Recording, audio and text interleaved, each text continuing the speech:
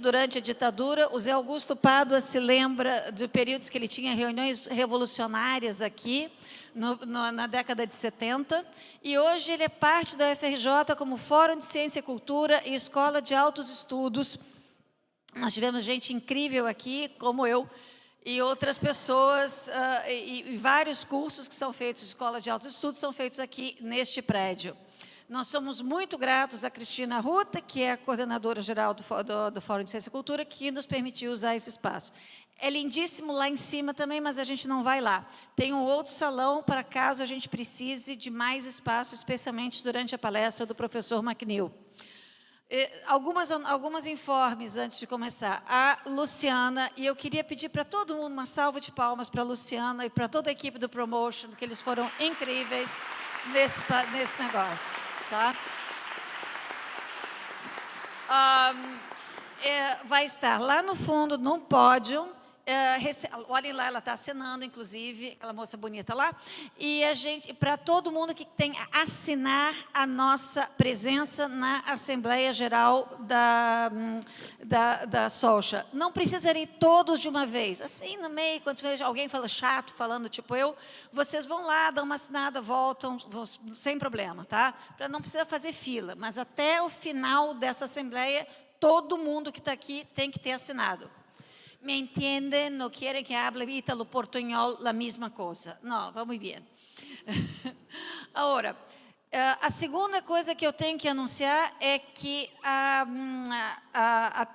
palestra do professor McNeil terá tradução simultânea do inglês para o português. Lamento, havia um limite do que a gente podia fazer.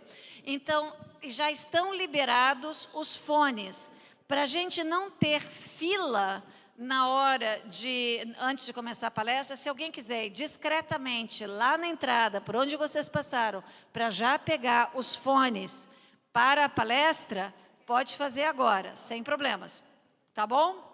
Mais algum anúncio? Pedro, mais algum anúncio? Alguma outra coisa que eu tenho que anunciar? Não. Oi. Oi? É necessário usar um documento com foto. Necessita um documento com fotografia para poder sacar o device. Ok?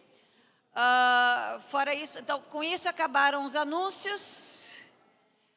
A Maria Beatriz já chegou? Já pode ir no banheiro? Não temos ainda. Estamos com um pequeno problema de suprimentos de higiene, mas assim que resolver a gente avisa. Por enquanto não vão no banheiro, tá? Mas teremos isso livre logo. Sem mais delongas, então eu vou passar. Nós temos que terminar a assembleia às 5 em ponto, então sem mais delongas eu passo a palavra ao senhor presidente da Sociedade Latino-Americana e Caribenha de História Ambiental, o senhor Pedro Oliva.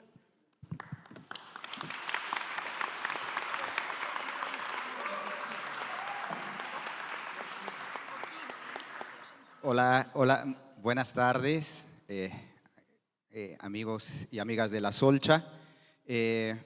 Nos parece que tenemos quórum, entonces vamos a iniciar esta asamblea. En primer lugar, voy a presentar a la Junta Directiva de nuestra sociedad y quienes somos la mesa de esta reunión. Primero a nuestros vicepresidentes, Lice Cedrés y José Augusto Pádua.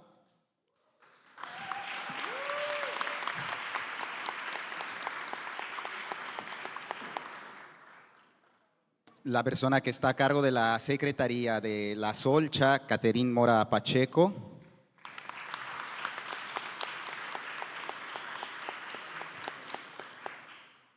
Los editores de nuestra exitosa revista Halac, Sandro Dutra e Silva y Marina Miraglia.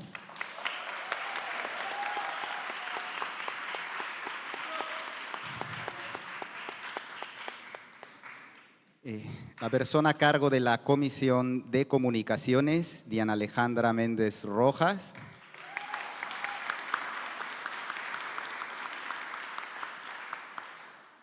la encargada de nuestra casa virtual, que es la página web Samira Perucci Moreto.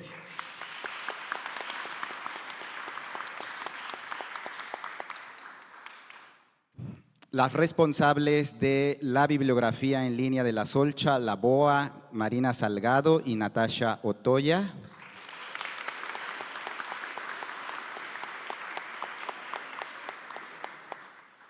Y bueno, el que les habla, que ya fue presentado.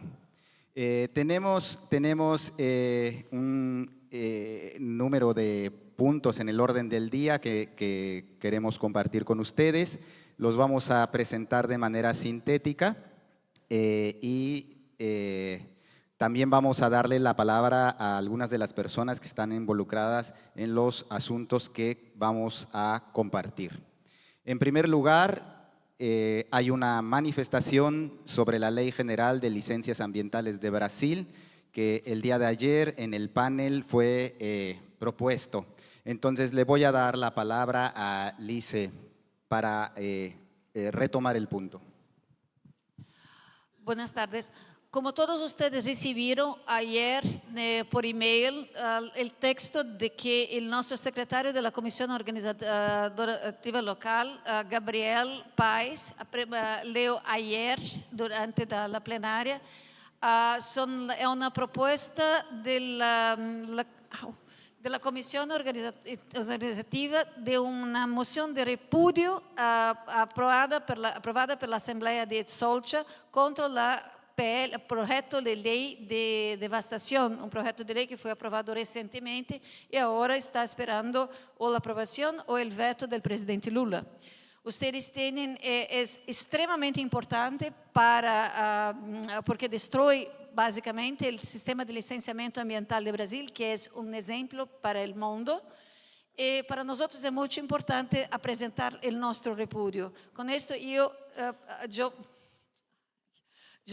quiero a ustedes la aprobación, el apoyo de esta asamblea para la moción de repudio. Gracias.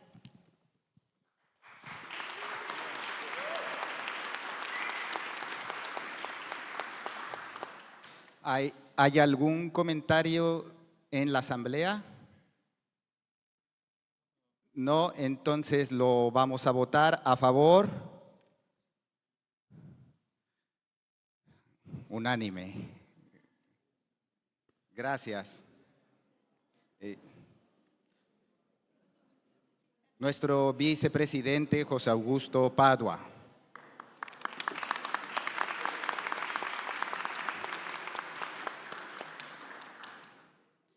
En el segundo punto del día de hoy son los informes de las comisiones de la Junta Directiva del periodo 2023-2025.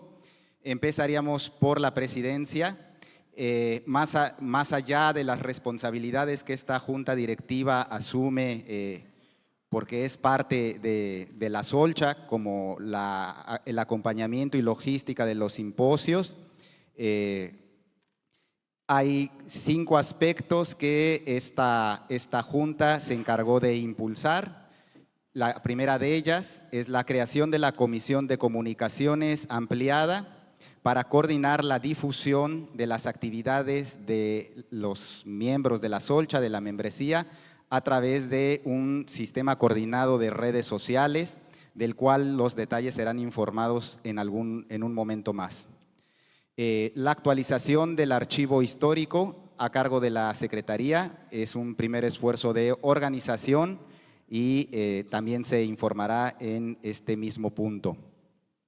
El notificar a ustedes el número de membresía vigente en este año 2025 y para los 2 próximos siguientes años hasta el 2027, que se informará al mismo tiempo que los resultados de la organización del 12º Simposio.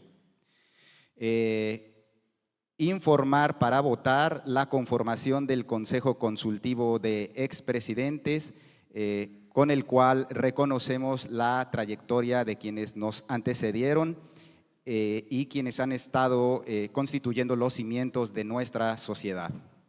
y vinculado a ese punto, la revisión del reglamento para actualizar los aspectos que correspondan.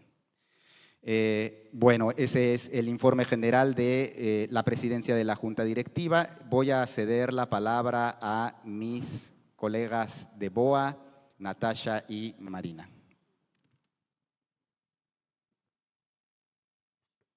Hola, ¿me escuchan? Sí, ok. Hola, muchas gracias. Es un gusto inmenso recibirlo todas y todos en Río. Solcha, Río de Janeiro es un sueño que estamos realizando. Estoy muy feliz de poder hablar a esta asamblea. Hablo por parte de la Biblioteca Online de Historia Ambiental, que es la BOA. Y la Biblioteca de la BOA estaba un poco así parada. Hace los últimos 2 años estábamos intentando hacer cambios y adiciones de nuevos libros y artículos para la historia ambiental latinoamericana en Zotero, pero ahora tengo una muy buena noticia porque estamos a punto de firmar una colaboración con la Universidad Univangélica de Goiás, donde yo empecé a hacer mi postdoctorado con el profesor Sandro. Y este es un aporte para el desarrollo de productos tecnológicos entre la universidad y la Solcha en general. Pero el primer paso, nuestro primer proyecto, es llevar a cabo finalmente la idea de que el sitio web de BOA sea atrayente, atractivo para un público joven, de estudiantes que estén empezando en la historia ambiental y retomar la relevancia que tiene BOA como herramienta de búsqueda de referencias en historia ambiental latinoamericana. Esta colaboración va a aportar recursos tecnológicos con un valor estimado de más o menos $40,000 en servicios de desarrollo de herramientas para el sitio web. O sea, al final es que yo como historiadora, aunque me encanta estar a frente de BOA, la parte técnica me faltaba y entonces estoy muy contenta de anunciar que ya estamos a punto de firmar para el próximo semestre. Ya vamos a tener un equipo del núcleo de innovación tecnológica y de la fábrica de software que hay ahí en esta espectacular universidad que es la Univangélica de Goiás. O sea, seguro van a escuchar hablar más de BOA y todos van a ser invitados a participar de una forma si quieren. Y si tienen interés en este desarrollo y hacer la BOA tener una parte más tecnológica, más amplia, pues háblenme y vamos a empezar a trabajar. Muchísimas gracias.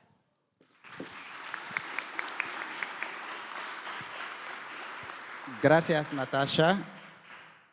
Diana Méndez, de la Comisión de Comunicaciones.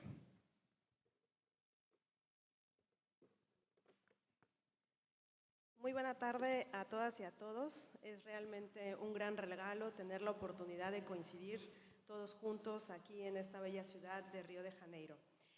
Como responsable de la Comisión de Comunicaciones, comparto con ustedes el siguiente informe. Tenemos unas diapositivas que agradecería me apoyen compartiendo. Esta comisión fue creada en 2023 y parte de sus actividades comprende difundir las labores de la Solcha, así como eventos y sociedades afines a través de todos los medios digitales con los que cuenta la sociedad. Trabaja de forma coordinada con la persona responsable de la página web. Y como el nombre de comisión sugiere, pues se ha trabajado colaborativamente. Los integrantes durante este periodo de actividades son Lorena Campuzano, Viridiana Hernández, Yanina Pizarro y Facundo Rojas. Nos congratula mucho poder compartir con ustedes algunos de los logros que hemos logrado en estos 2 años.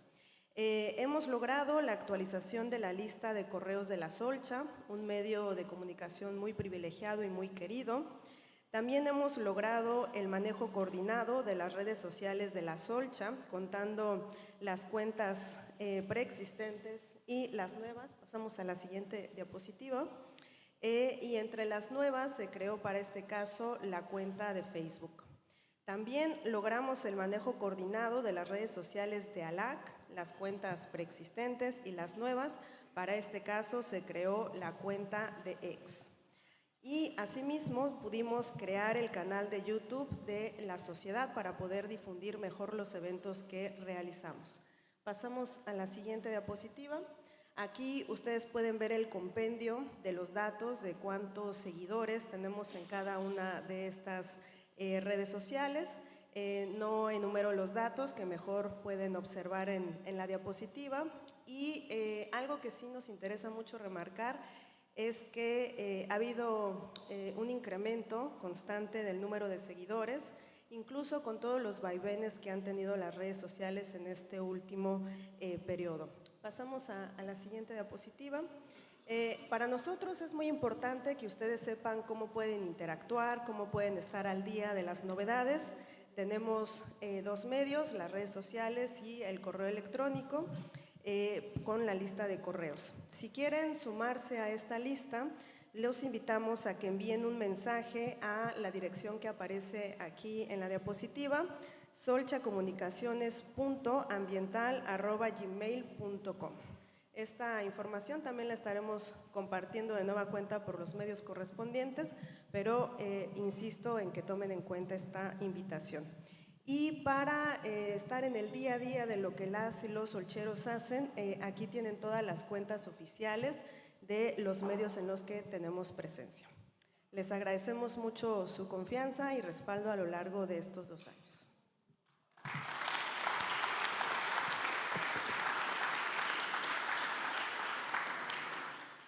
Muchas gracias, Diana. Le doy la palabra a Samira Perucci. Boa tarde a todas as pessoas presentes. Eu sou Samira Moreto, estou responsável pela página da Solcha, que é a web página oficial da nossa associação, que fica em funcionamento mesmo quando não temos as páginas dos eventos. A página ela passou por um processo de remodelação desde 2020 e hoje ela se encontra com esta roupagem, como vocês podem ver aqui. Eu vou falar português, pero se quiere eu posso tentar falar espanhol também, portunhol também. Acá nós temos a web página de la Solcha, que foi um projeto de reestruturação desde 2020, e que nós tenhamos muitos menus laterais com informações permanentes da nossa associação. A ideia de ter uma página é para nós termos também uma memória da nossa associação vinculada com as atividades contínuas dos congressos. O que eu trago de novo para vocês é que desde Morelia para cá, nós desenvolvemos um submenu chamado de Projetos de Miembros. Você pode clicar aqui. Abaixo, o outro, de baixo. Só voltar. Recursos e projetos. Sim, não, abaixo. Isso. Último. Isso. Projeto de membros, que é onde a gente recebe e divulga os projetos dos quais os membros das Solchas vêm desenvolvendo.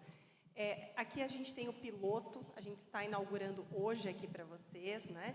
Então, alguém deve estar se perguntando, meu projeto não está aqui, né? Quem está se perguntando se o projeto não está aqui é porque é a novidade da Solcha. Então, quem tem interesse em divulgar um projeto do qual ele é composto por membros da Solcha, projeto que tem financiamento e projeto das quais vocês querem que haja uma divulgação expressiva, a gente está recebendo através do e-mail da Solcha, que foi o e-mail que Diana mostrou para vocês, esses projetos. Esses projetos serão analisados pela Junta, se entendermos que realmente são projetos dos nossos membros, eles ficam vinculados à nossa página. Quando vocês mandam essas informações, a gente pergunta as informações básicas que são membro, como vocês podem ver aqui, a gente tem quem é o coordenador, qual o projeto, o tempo de desenvolvimento dele. E a partir disso a gente faz uma síntese e caso tenha também web página do projeto, a gente divulga também a web página do projeto. Atualmente nós temos 3 projetos e eu vou fazendo a rodagem para que vários fiquem no topo. Então, vocês podem ir mandando que a gente vai fazendo a cada 2 meses, a gente deixa 60 dias no topo um projeto, depois eu fixo outro, para que eles tenham uma visibilidade de forma igualitária. Então, todos que têm projetos que querem fazer a divulgação pela web página da Sociedade, podem mandar para o correio eletrônico, que nós outros iremos adicionar na web página. A gente tem o Nicolas Cuvi, tem um projeto, você pode abaixar um pouquinho, que está aqui. A gente tem um outro projeto.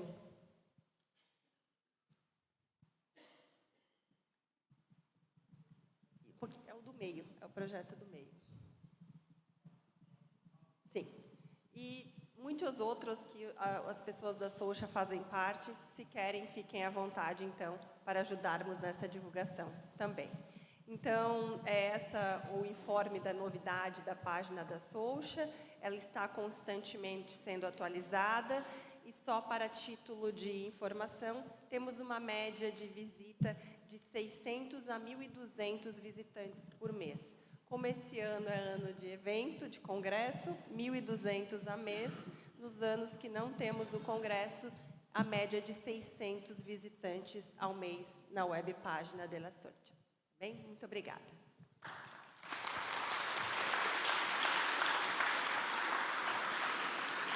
Muchas gracias, Samira. Le cedo la palabra a Sandro Dutra. Boa tarde a todos e a todas.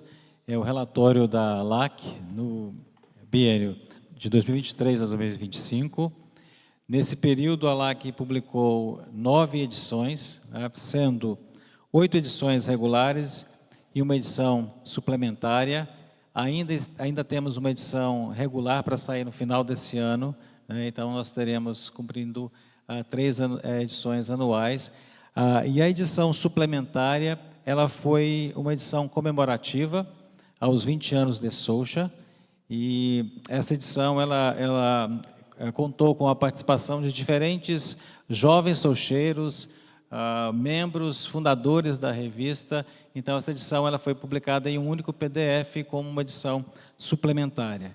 Em termos de alcance geográfico, a revista tem ampliado o escopo dela, publicando dentre os seus autores de todas as áreas da América Latina, além dos Estados Unidos, Canadá e Europa, né? Ainda não temos uma pouca participação da Ásia, Oceania e África, mas ela tem ampliado o seu escopo e ela tem se caracterizado como uma revista não só apenas latino-americana, mas também ibero-americana, né? Em termos de ampliação do fator de impacto de ALAC, ela tem mantido na posição como uma Q1, a Q1, na Scopus Elsevier, na área de artes e humanidades, na sub-área de história, né? E as últimas métricas do Simago Journal Rank, né, o SJR, a LAC também tem ampliado o seu fator de impacto, em 2022, que você publica no ano 23, relativo ao fator do ano anterior. Então, em 2022, 0,205, 2023, 0,285, 2024, 0,332. Então, a revista tem aumentado o seu fator de impacto e se mantido entre as revistas no campo de história, no topo das revistas Q1 globais, né? E não é apenas só de história ambiental, mas na área da história. Uma outra métrica que é importante ressaltar e que na nossa análise, porque essas métricas elas dependem do impacto da revista junto à comunidade da história e a forma como ela é citada. E um índice muito interessante é o incremento a diferença que tem se ampliado entre a autocitação e a citação externa.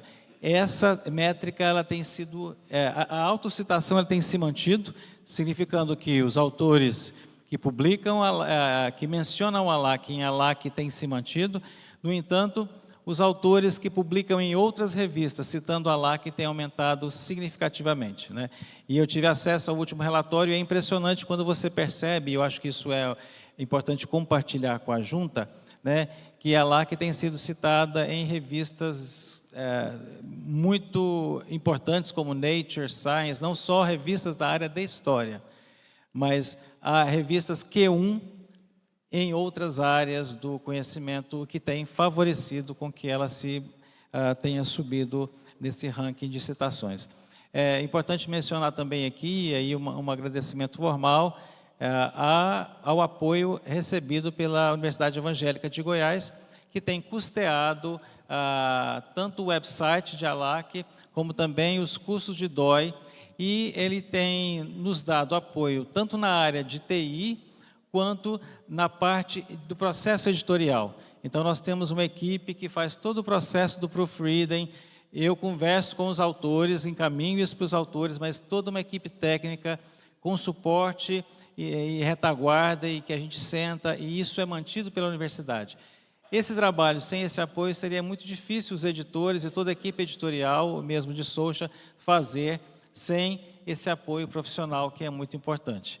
E portanto, o nosso desejo é que a LAC continue sendo essa referência e continue subindo nessas métricas, tornando-se uma revista cada vez mais abrangente para além do campo da história. Muito obrigado.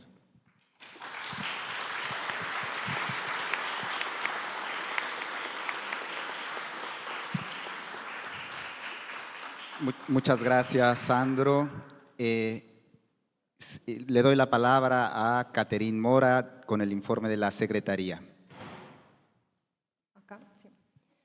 Bien, buenas tardes.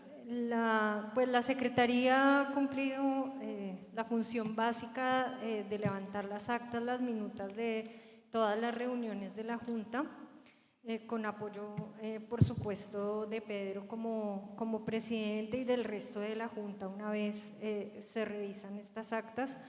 Y también de la primera reunión que tuvimos, ya se va a hablar de eso, como anunció Pedro, con el Consejo de Expresidentes y Exorganizadores.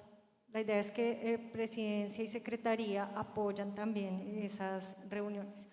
Y un trabajo muy importante que se ha venido haciendo en los últimos años es actualizar y organizar el archivo de la Solcha, porque si bien yo lo recibí completo de los 4 años que estuvo Asenet Perafán a cargo, todo lo que está de atrás de la Secretaría de Asenet hasta la fundación de Solcha está incompleto. No hay datos de muchas de los simposios que se hicieron, de las becas que se otorgaron, de las actas de la Junta, también porque en un principio Solcha tenía un carácter mucho más informal.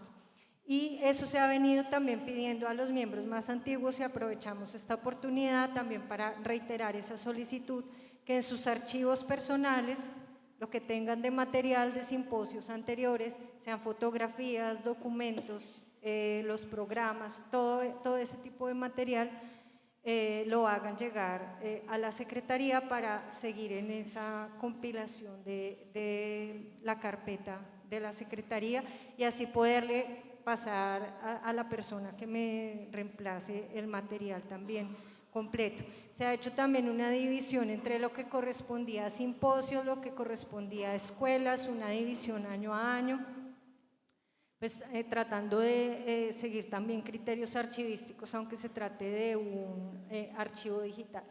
Y por último, aunque de eso hablaré más tarde, otra tarea que ha desempeñado la Secretaría fue representar a la Junta y también, en mi caso, a los ex becarios de Solcha en la comisión de becas. Como digo, hablaré de eso más adelante. Gracias.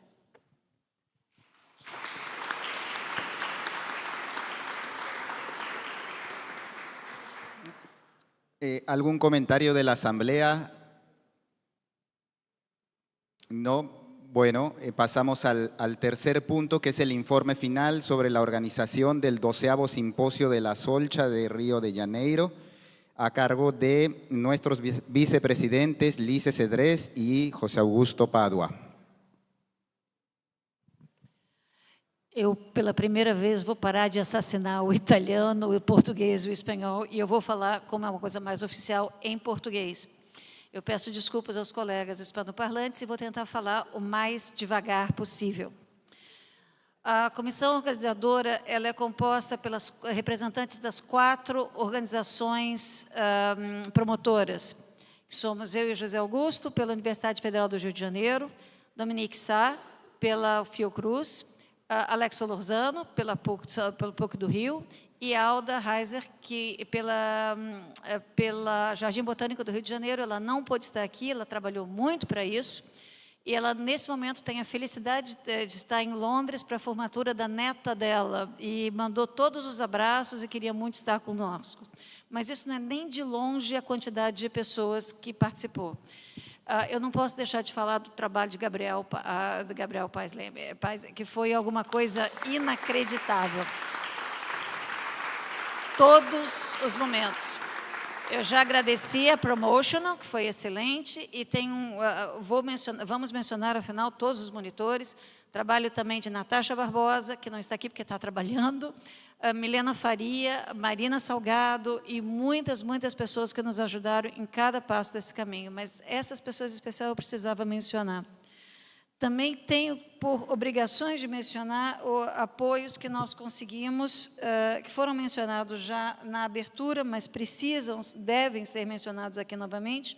Nós tivemos apoio do CNPq, da FAPERJ, talvez da FINEP, não temos certeza ainda, eles ainda estão aprovando o apoio para o evento. Tivemos apoio a Fiocruz foi incansável, de todas as formas, o Fórum de Ciência e Cultura, com agradecimento para a Cristina Ruta, pela presença aqui, pelo pessoal técnico, foi incrível também, a Escola Nacional de Botânica Tropical do Rio de Janeiro, os Departamentos de Geografia e Biologia do Rio de Janeiro, Museu do Amanhã, e tem uma pessoa que é absolutamente indispensável também, Samira Moreto, que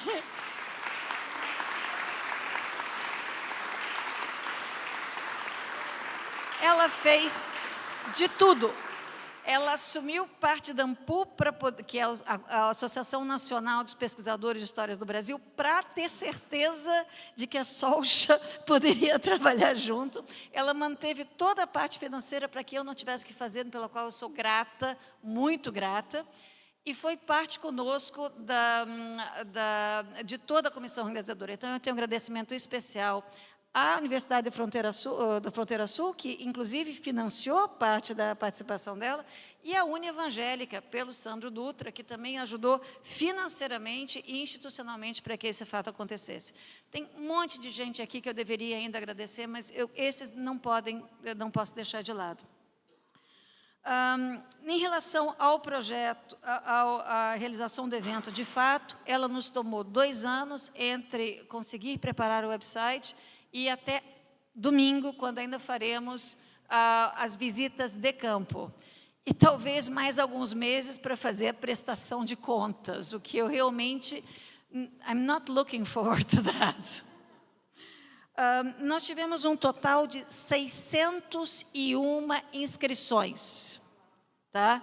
Obviamente, dessas, como acontece normalmente, não todos foram pagantes. O total de pagantes foram 416 pagantes e mais 42 isentos ou abonados, por uma razão ou por outra. Nós temos, portanto, um total de membros da Solcha, que a partir desse simpósio, de 458. Isso é, sem a menor dúvida, a maior Solcha que a gente já teve. Tá?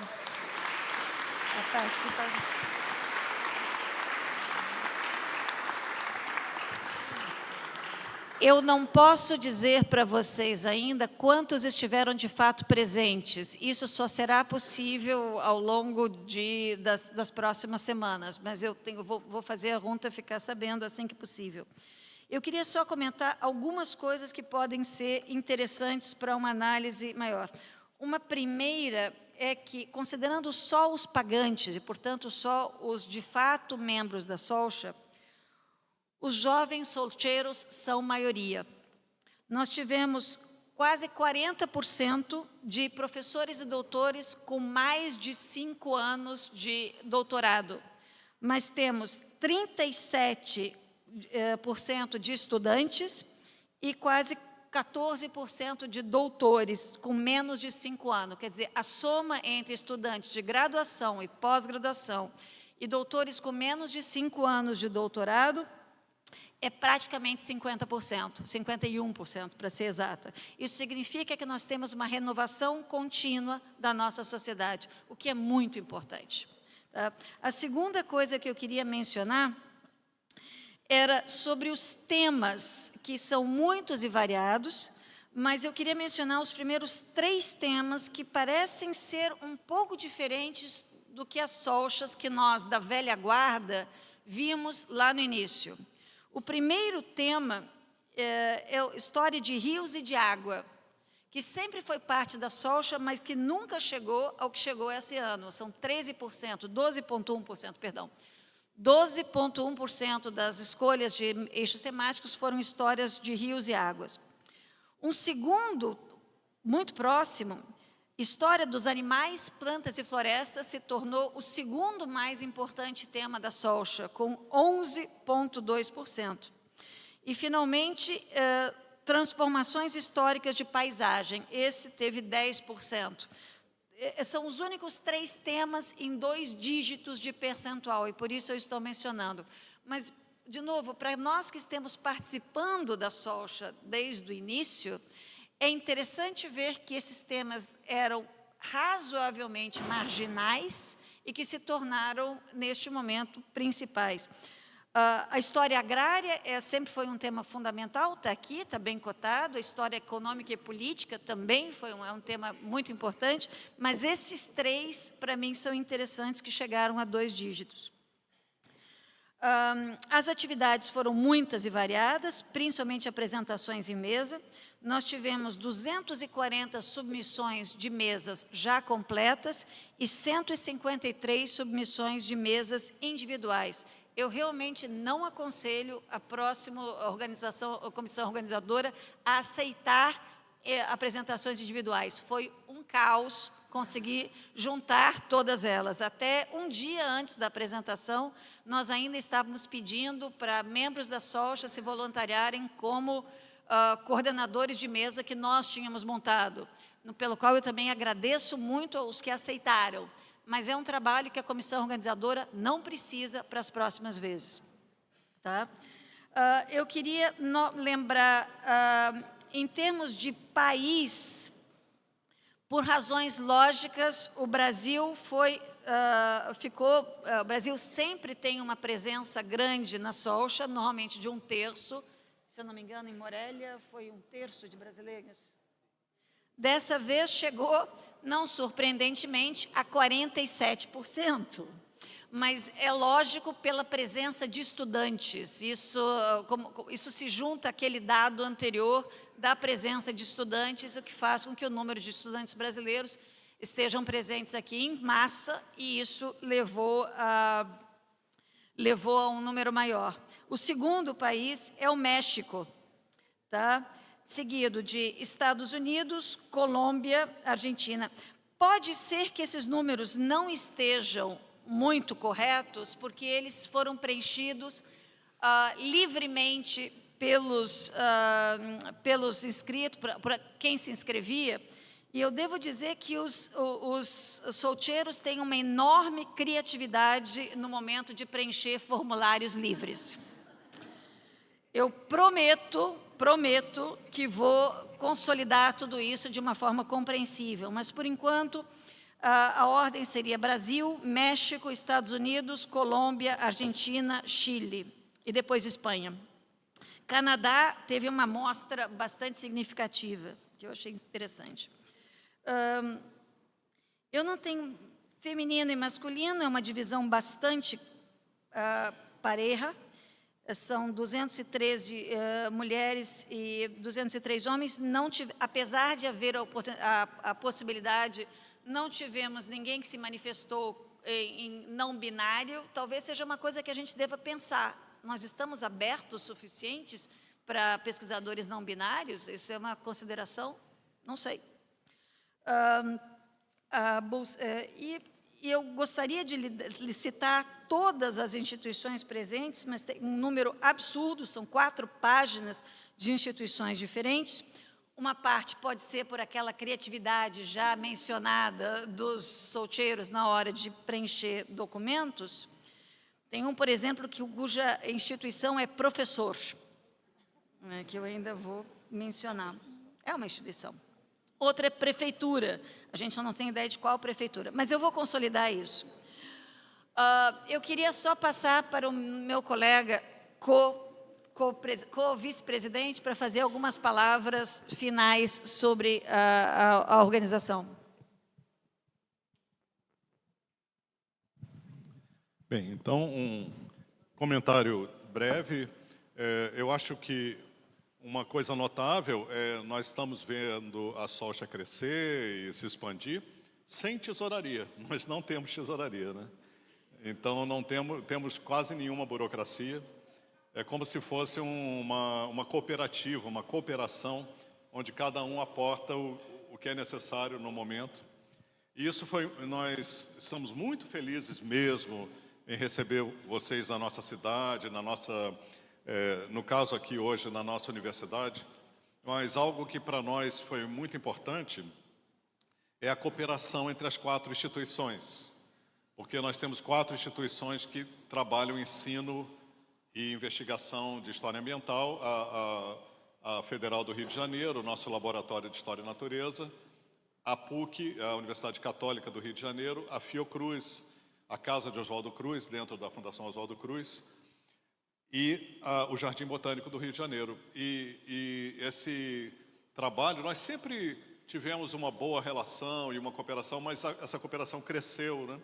Eu acho que isso vai gerar frutos também em termos de investigação, de pós-graduado, um intercâmbio intelectual e científico maior e humano, né? Estudantes das 4 instituições estiveram muito juntos aqui trabalhando conosco, e também de outras instituições vieram estudantes de outros lugares do Brasil. Isso foi muito rico. E, enfim, só resta agradecer, e vão ter outros agradecimentos, né?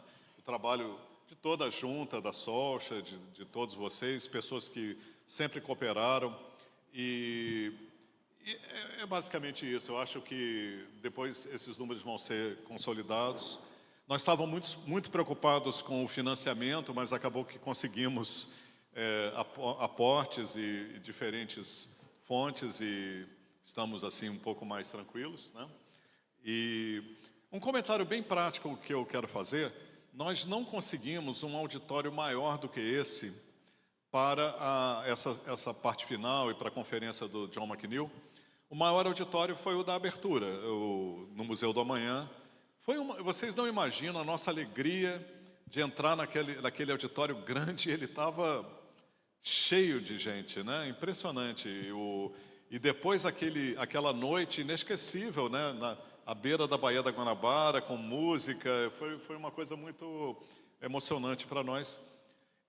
Esse lugar aqui é um lugar muito emocionante também para pessoas da minha geração, porque na época da ditadura militar, nos anos 70, aqui era a casa do estudante universitário. E aqui, então, era uma espécie de uma autogestão dos estudantes, mas aqui muitas lutas democráticas e pelos direitos humanos foram organizadas aqui nesse salão, né? Só que depois o edifício ficou muito tempo fechado por problemas estruturais e estamos reabrindo agora com essas atividades também do Fórum de Ciência e Cultura. Mas esse é um lugar histórico da luta pela democracia, E isso é muito importante, não só para nós aqui no Brasil, no Rio de Janeiro, mas cada vez mais defender a democracia e a liberdade crítica de pensamento nesse mundo que tem tantos tentando atacar a nossa liberdade.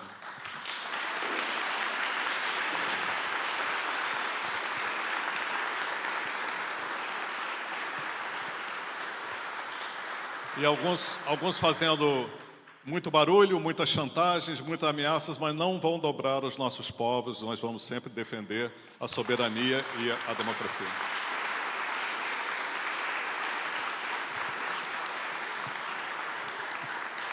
A soberania, a democracia, o multilateralismo e a livre cooperação entre todos os países, somos só uma humanidade também, né?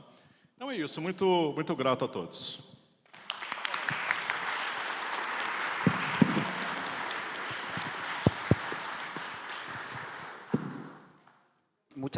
Muchas gracias, Lice y Padua, por su informe, pero sobre todo por la organización de este fascinante 12º Simposio de Río. La Junta quiere agradecer también a su extraordinario equipo de trabajo, reconocer el esfuerzo. Hoy estamos en la Asamblea celebrando un exitoso simposio más, por las tareas, por el desempeño de gente que apoya ese equipo que encabeza Lice y Padua. Voy a nombrar en primer lugar a las personas que integraron las comisiones, tanto la Comisión Organizadora General como la Comisión Ejecutiva General, porque es lo justo y para que les aplaudamos. En las comisiones, además de Lice y Padua, Dominique, muchas gracias.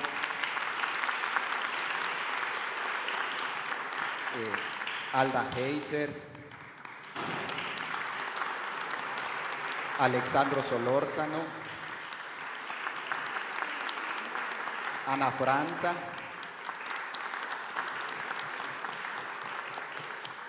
Carlos Federico Rocha,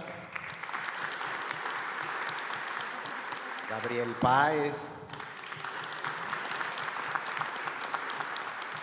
Leticia Andrade, Natasha Barbosa y Samira Perucci Moreto.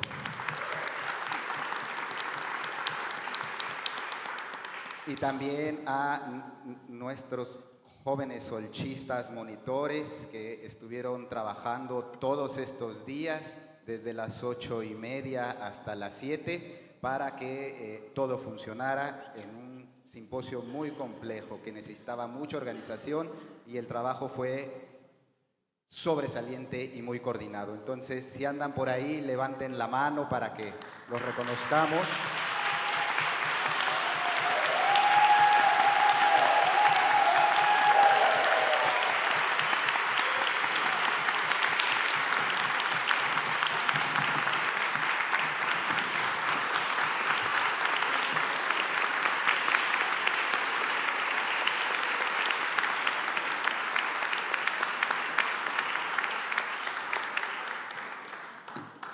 Alice Ribeiro, Amanda Lamara Demetrio, Anderson Enrique Ferreira, Brenda Rotter, Caroline Januairo, Dandara Dos Santos, Daniel Cavalcante, Daniel Coutinho, David Alarcón, Desiree, Gabrieli, Racia Ramos, Giovanna Milena, Enrique Paraíso, Evelyn Virginia, Isabela Kiselar, Gianni Monteiro, Juliana Lavoisier, Leticia Andrade, Lorena Araujo, Lucas Araujo, María Beatriz Faria dos Santos, Mariana Cabral Alves, Marina Pereira, Natasha Augusto Barbosa, Nicole de Oliveira Lima, Paula Notari, Priscila Correa, Vanessa Bueno y Wallace Marcelino da Silva. Muchas gracias.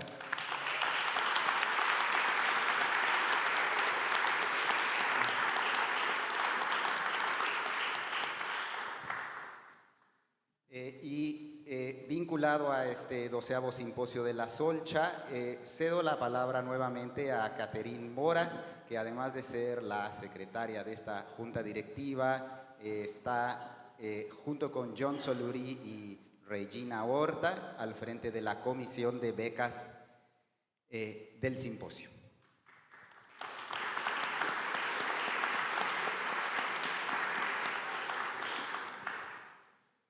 Bueno, como decía en mi informe de la Secretaría, estaba en esa comisión representando a los exbecarios. Las becas de Solcha, para quienes no lo saben, pues vienen ya de un tiempo. Varios Solchas hemos tenido estas becas y las becas se sostienen de las donaciones de los mismos miembros de Solcha o de otras sociedades de historia ambiental como la americana y la europea. Sin donaciones no hay becas, porque como ustedes saben, Solcha no tiene fondos propios, no tiene otra manera de hacerlo. Y en este trabajo trabajamos conjuntamente, como ya lo decía Pedro, con John Soluri y Regina Horta. Era una comisión además trilingüe, a veces con nuestros problemas para entendernos en nuestras 3 lenguas, pero con una ventaja grande para poder acceder también a los 3 mundos, al hispano, al luso y al anglo. Se hizo también un trabajo muy importante por parte de ellos y del ICE, de Johnny y de Regina, en el encuentro de este año de la Asociación Americana de Historia Ambiental para recaudar fondos, que era donde más se podía recaudar, un trabajo de voz a voz, de enviar correos. No importaba tanto el tema de cuál era la suma, porque sabemos lo devaluadas que están nuestras monedas latinoamericanas, sino la intención. Y lo primero que queremos es dar las gracias a esos donadores, porque sin su apoyo no hubiera sido posible ayudar a estudiantes que de verdad lo necesitan. Entonces, muchas gracias y primero un aplauso para ellos. No queremos leer una lista para no olvidarlos, pero...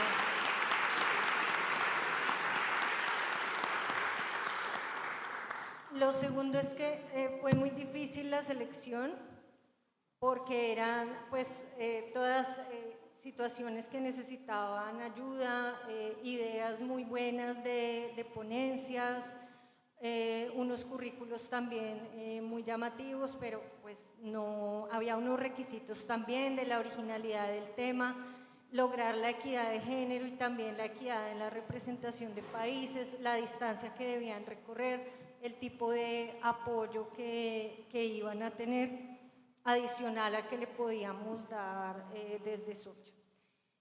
Finalmente, después de varias rondas de revisión, de mirar las propuestas que habían llegado, quienes fueron elegidos como becarios, y también les pido por favor que se pongan de pie quienes están, Alicia Rondón por Colombia,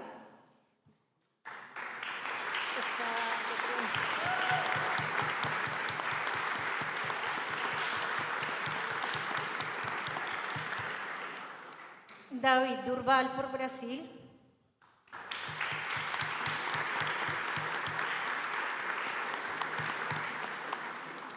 Juan Javier Villavicencio de Puerto Rico,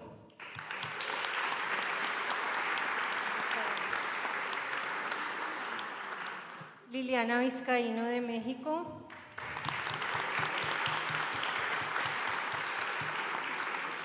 y tuvimos 2 becarios que lamentablemente por problemas personales no pudieron venir, que fueron Karen Toledo de Ecuador y Eugenio Lazo de México.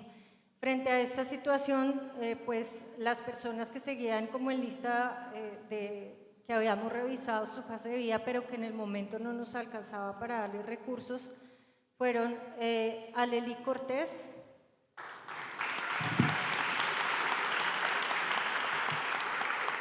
de México y Javier Bonilla de Panamá.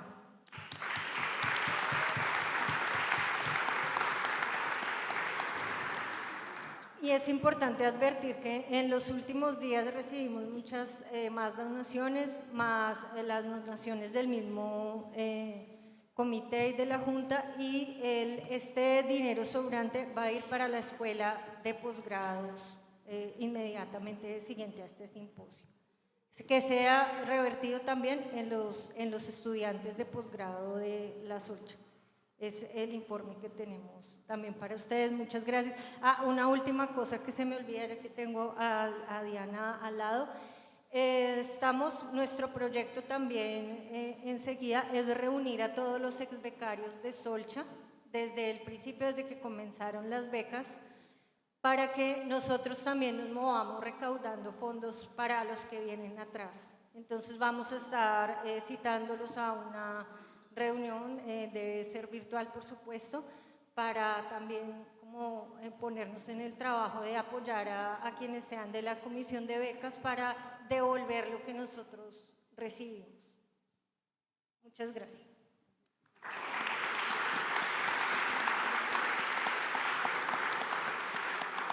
Muchas gracias, Caterín. ¿Alguna intervención de la Asamblea respecto al 12º Simposio de la Solcha? No. Continuamos con el siguiente punto del orden del día, que es la propuesta de conformación del Consejo Consultivo de esta Junta Directiva, integrada principalmente por expresidentes y exorganizadores de simposios desde 2003 a el día de hoy. La idea es que esta Junta Directiva pueda nutrirse de la experiencia de quienes los anteceden, comentar, intercambiar información, pedir consejo y llegar más fortalecidos cada vez a las asambleas que se realizan al final de los simposios. Voy a mencionar los nombres de quienes integran este Consejo Consultivo de expresidentes y personas organizadoras de simposio. Es un poco necio hacerlo porque los de casa no se presentan y ya los conocen, pero para los jóvenes solchistas, los jóvenes solcheros y solcheras, puedan ver quienes han construido, quienes han cimentado esta casa que nos permite habitarla hoy. Voy por orden decreciente y presentes a partir del simposio realizado en La Habana, Cuba. Reinaldo Funes.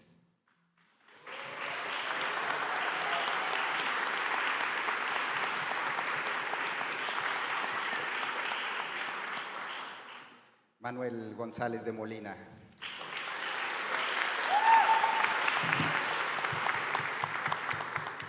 Regina Horta Duarte.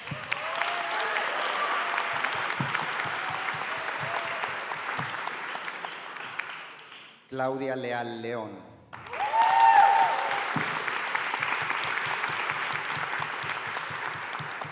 Estefania Galini.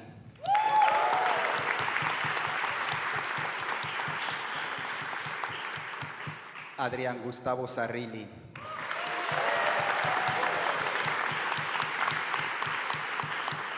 Rosalba Loreto.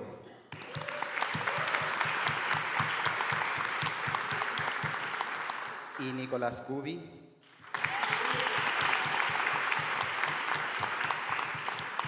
Y por motivos de agenda no nos pudieron acompañar, pero hasta allá escucharán el aplauso. Guillermo Castro Herrera.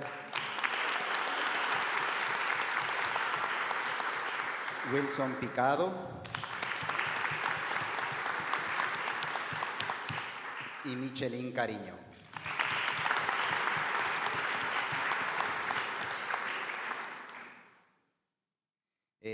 Para esta Junta Directiva es un honor que estos cimientos de esta casa puedan acompañarnos de aquí y en adelante. ¿Algún comentario respecto al punto de propuesta de conformación del Consejo Consultivo de expresidentes y organizadores del simposio? Vinculado a este punto, tenemos la propuesta para la actualización del reglamento de la Solcha y le cedo la palabra a Caterín.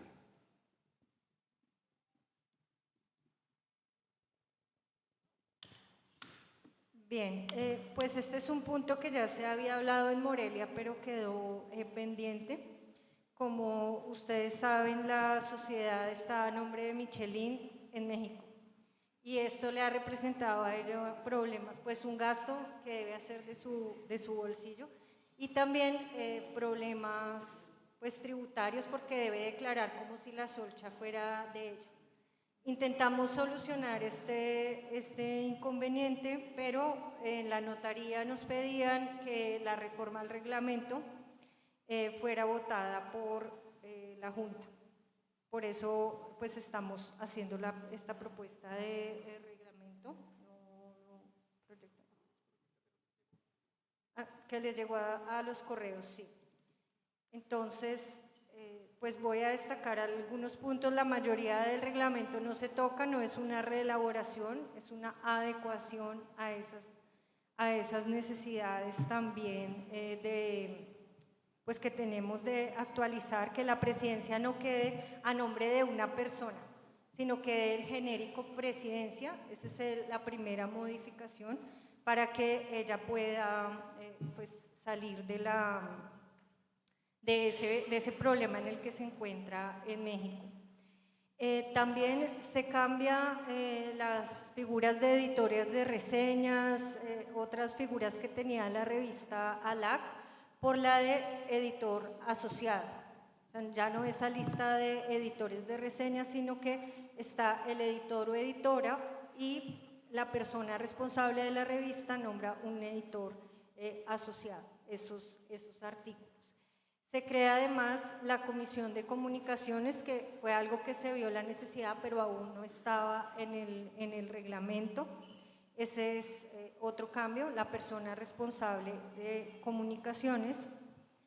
Y pues se indica también que es la obligación de las personas que ocupen los cargos de presidente, secretaria y vicepresidencia al notificar de la conformación bianual de la Junta Directiva a la notaría pública en la que se guarda registro de la constitución de la solcha, así como presentar los documentos probatorios de la realización de la asamblea correspondiente con el fin de cumplir con los compromisos legales y fiscales correspondientes. Esta es la manera también de que ya no quede a nombre de Michelin.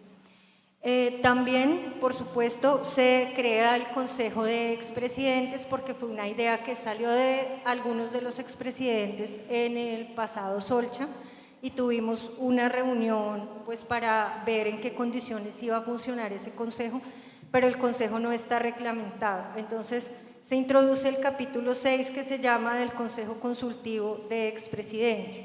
Se aclara en el artículo 30, el Consejo Consultivo de Expresidentes estará integrado por las personas que hayan ocupado la presidencia de la Solcha o que hayan organizado los simposios anteriores a la constitución del cargo de presidente. Esto porque en los primeros Solcha, en la década de 2000, era la organización, pero no necesariamente esta persona desempeñaba una labor de presidente.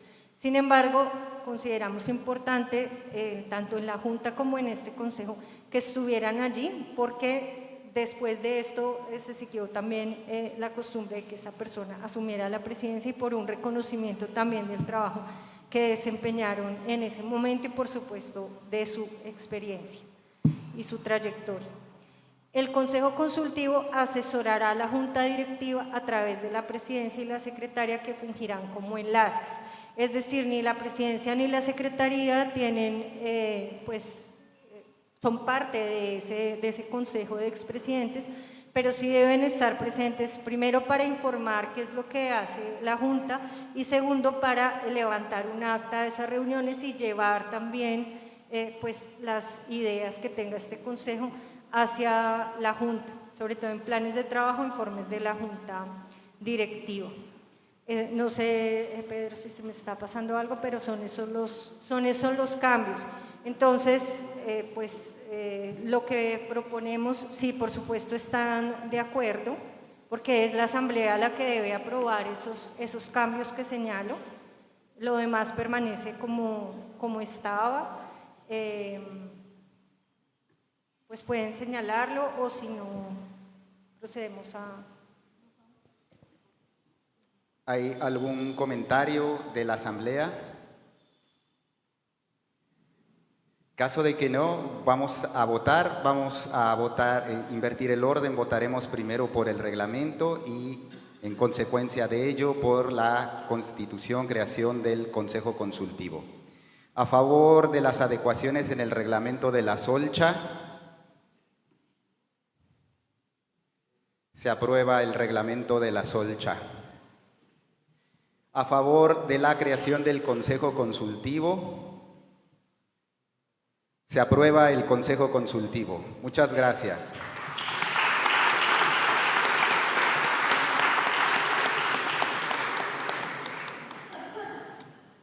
Pasamos a uno de nuestros temas favoritos de las asambleas. Voy a ceder la palabra a nuestro colega Bruno Capilé, quien presenta la propuesta para la organización de la Escuela de Posgrado de la Solcha en Universidad Vale do Rio Doce, Gobernador Valadares, Minas Gerais, Brasil.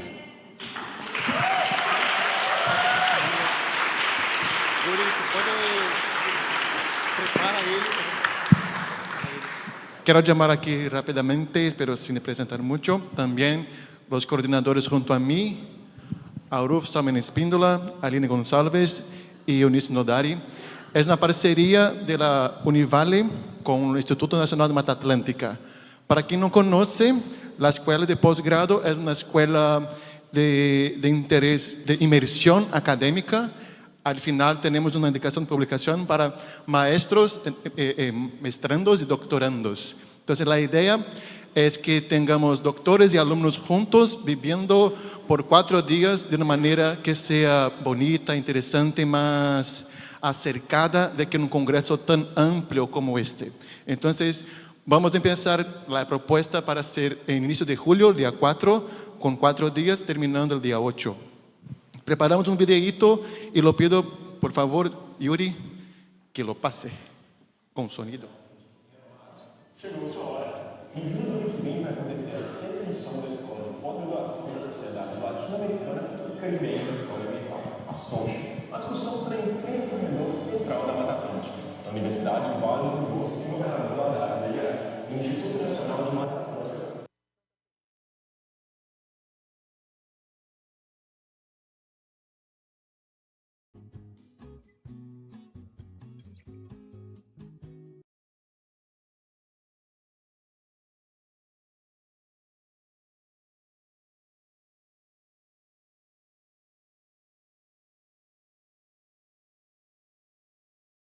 Pela estrada de ferro Vitória, Minas, em direção ao Governador Valadares.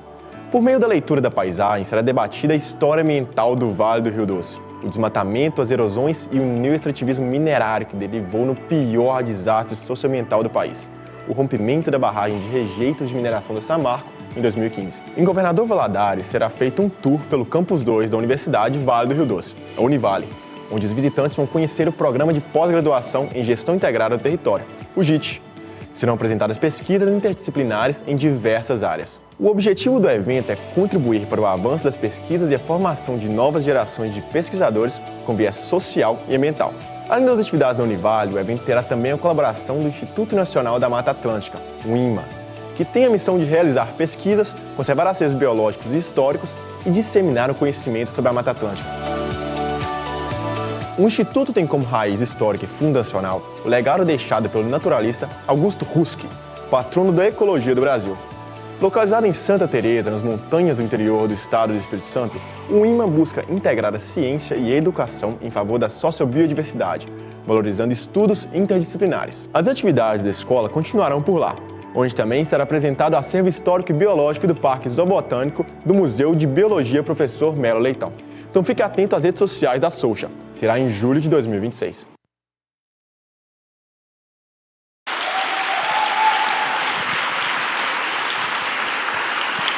Bueno, una propuesta como esa, claro que tendrá una selección de personas y todo, no quepa todos que están aquí, por ejemplo. Entonces queden atentos a las redes sociales de Solcha y vamos a ver la selección tanto de profesores como de alumnos. Entonces le paso a la voz y agradezco la oportunidad de proponer eso a la Junta y al presidente.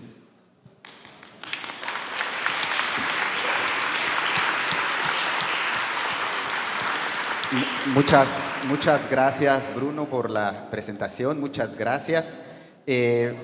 Vamos a someterlo a votación. A favor de la realización de la Escuela de Posgrado en Universidad Vale do Rio Doce, En contra. Aprobada la organización de la Escuela de Posgrado Río 2. Muchas gracias a todos. Nos vemos en Valadares. Y como parte de las funciones, a partir del cierre de esta asamblea, Bruno Capilé se integra a la Junta Directiva de la Solcha para el periodo 2025-2027. Bienvenido, comisionado Capilé.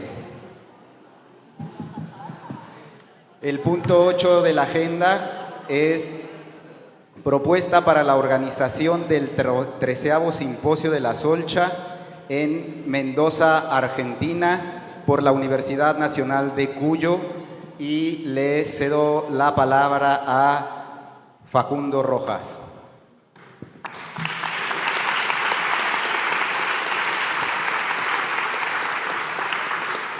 Muchas gracias, muy agradecido de estar en este lugar y bueno, es difícil el desafío después de este genial y hermoso Solcha que hemos tenido en esta bella y maravillosa ciudad y después de este video fabuloso de los amigos. Si quieres, tenemos una presentación bastante más modesta, pero van a tener posibilidad de crear en sus mentes escenarios también. Bueno, voy a hablar y leer un poquito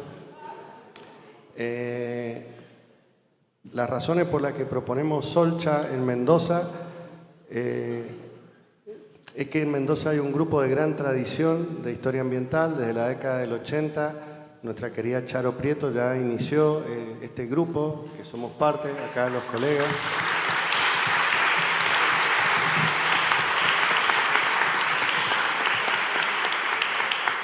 Y ese trabajo ha crecido, se ha consolidado, se ha diversificado en otras ramas y además tenemos el apoyo y queremos seguir formando las redes que venimos formando con colegas de Argentina, como el CEAR de la Universidad de Quilmes, la Universidad Blas Pascal, con nuestro amigo Gabriel Garnero, la Universidad de La Pampa y otras colegas y grupos que están haciendo historia ambiental en Argentina y también en Chile, como Andrea Noria y todo, y creemos que tenemos un grupo consolidado y una red importante para poder llevar a cabo este desafío que no es menor. Pero bueno, tenemos gran entusiasmo. Si quieren, puedes pasar la segunda. Esa es un poco la propuesta.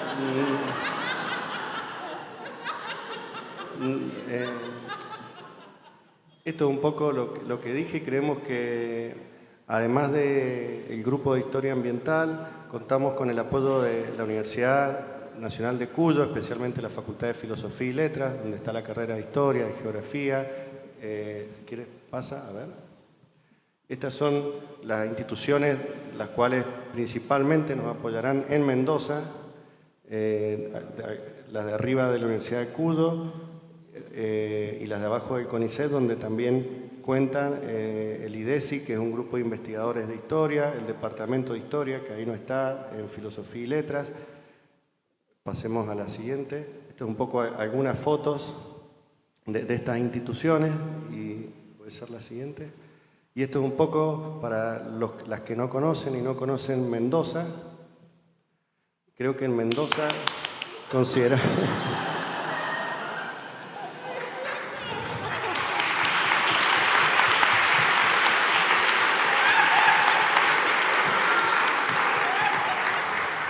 Bueno, no solo hay vino en Mendoza, pero también hay...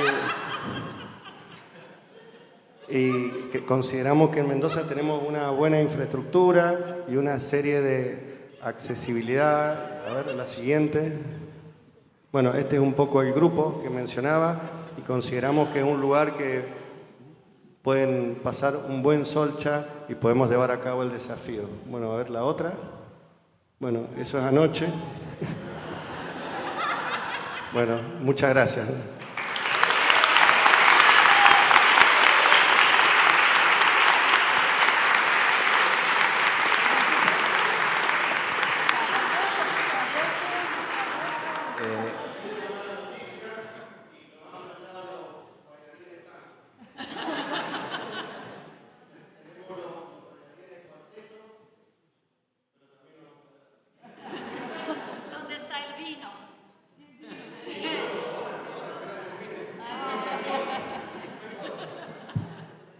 Debido a una tradición que se impuso en el pasado simposio de Morelia, los proponentes que no bailan no pueden ser aprobados.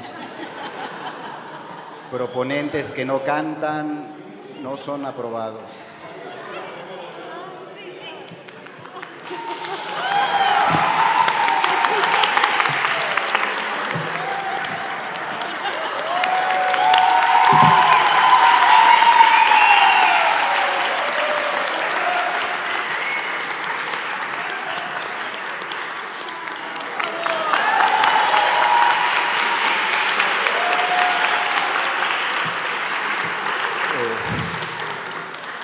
Gracias Facundo y Lucrecia por cumplir con el protocolo Cedrés Padua. Los vamos a votar. A favor de la organización del 13º Simposio de la Solcha en Mendoza, Argentina. En contra.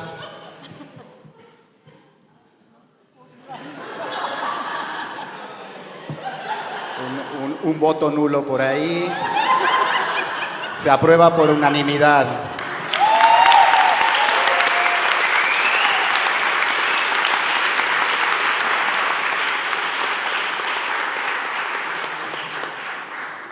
Y con base en nuestros muy democráticos estatutos, Facundo Rojas es nuestro próximo vicepresidente para el periodo 2025-27.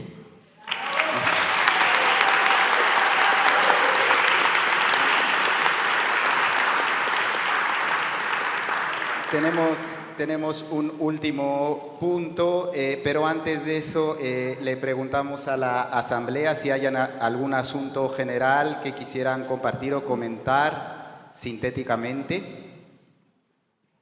¿No? Excelente. Bueno, el último punto es dar nombramiento a la nueva presidencia que va a encabezar nuestra querida Sociedad La Solcha. Y no puede quedar en mejores manos que en Lice Cedrés y José Augusto Padua para el periodo 25-27.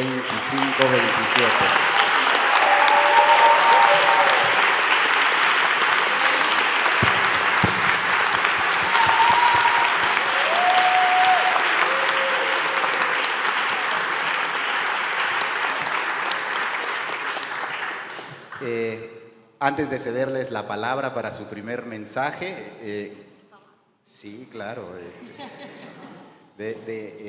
agradezco a la Junta por estos 2 años, agradezco a Nicolás Cubi, quien me involucró en esto cuando fue presidente. Han sido 4 años fantásticos, espero que sean los últimos, pero no mi última participación. Muchas gracias y ahora sí le cedo la palabra a la presidencia conjunta, Lice Cedrés y José Augusto Padua.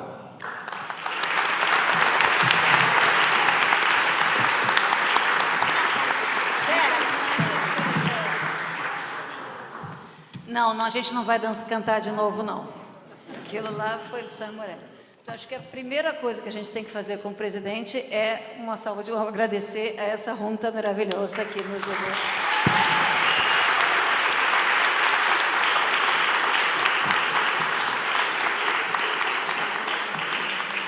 A segunda coisa que eu vou... Depois eu vou ver o que o Zé vai fazer, mas o que a gente não tinha planejado nada, né? Não. A segunda coisa é lembrar que não acabou, né? Nós temos ainda a fala final com o professor John McNeil. Aqui temos um café bem legal. Se vocês achavam que o coffee break de lá era bom, o de hoje a gente caprichou, tá? Espero. Nós temos John McNeil e eu queria lembrar muito que nós temos ainda as mesas de amanhã. Não é porque a gente está tendo a fala de encerramento que a coisa encerrou. Então, todo mundo amanhã, às 8h30, lá na Praia Vermelha.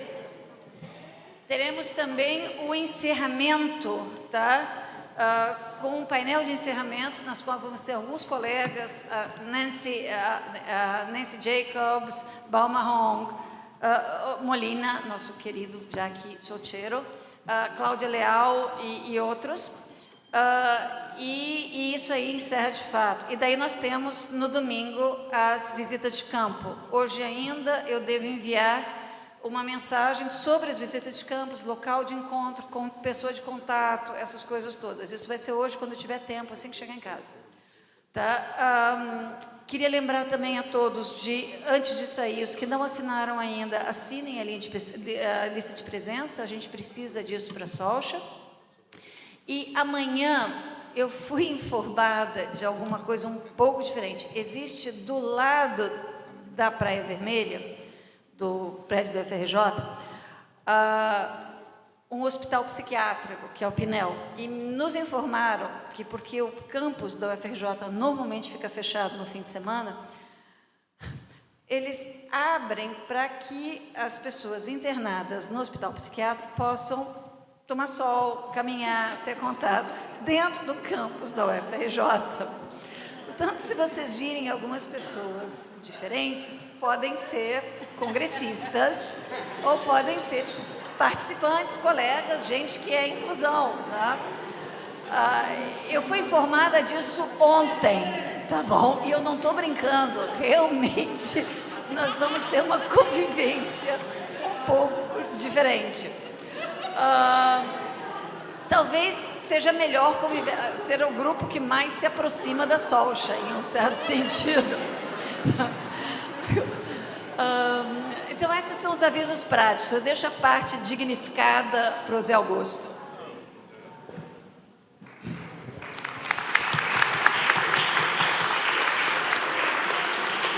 Então, nós estamos muito felizes porque a Solcha é uma construção coletiva, né? Coletiva de todos nós. Também ela vem acumulando, né? Acumulando trabalho, acumulando amizade. Nós todos já fizemos parte de várias organizações, né? de ciência e de academia, e a Solcha é especial. O Pedro disse no início que era uma família extensa, e não sei se é o tema que nós trabalhamos, mas realmente há um vínculo assim de amizade muito grande entre nós, né? Ao longo do tempo, e o clima, uma onda buena, né? Uma ola buena, assim, os encontros da Solcha são divertidos e buena onda, né? E isso é muito bom. Então, tudo é uma continuidade do que já foi feito, talvez coisas novas que vão surgir, não da nossa cabeça, mas de todos nós nos próximos 2 anos. Uma coisa que nós pensamos em fortalecer mais o intercâmbio intelectual, fortalecer os projetos individuais, além da biblioteca ter textos de história ambiental da América Latina no nosso site, que se torne uma referência cada vez mais de debate. Todos sabemos a importância da história ambiental, nós trabalhamos com questões muito vitais, fundamentais mesmo, para toda a humanidade, né? E para cada comunidade, cada país. Também estamos sob ataque do negacionismo mais abjeto, e é tão importante o nosso trabalho também para enfrentar o negacionismo e mostrar como é fundamental o tema ambiental, e para entender o tema ambiental, o conhecimento histórico. Então, nosso trabalho tem uma dimensão mais ampla até do que produzir conhecimento, pode ter um efeito na sociedade, na vida social. Então é isso, somos muito felizes, e para dar continuidade, e talvez, certamente vamos trazer coisas novas, entre todos nós vamos criar coisas novas cada vez mais nos próximos anos. Obrigado.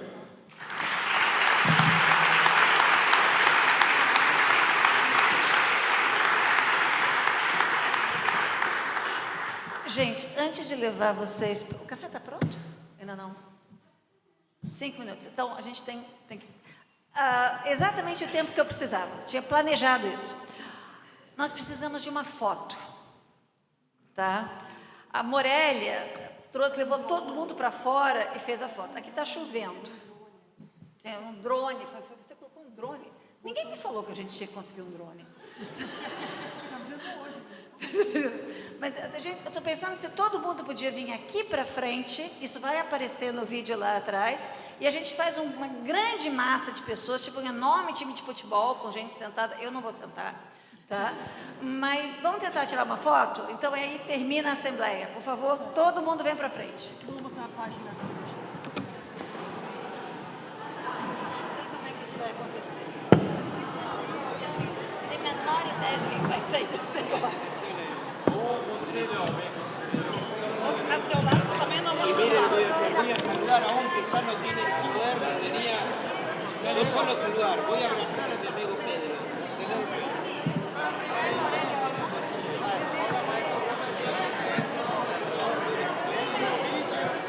Mais altos para trás.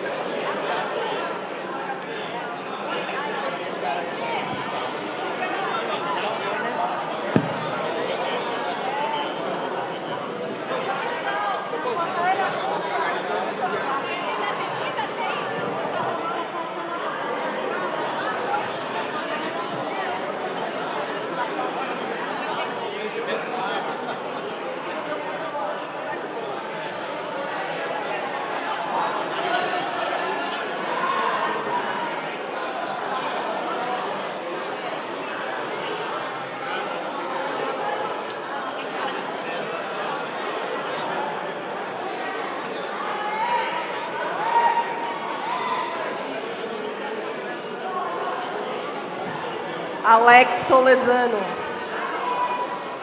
Dirija-se à mesa principal, Alex. Alex, última chamada.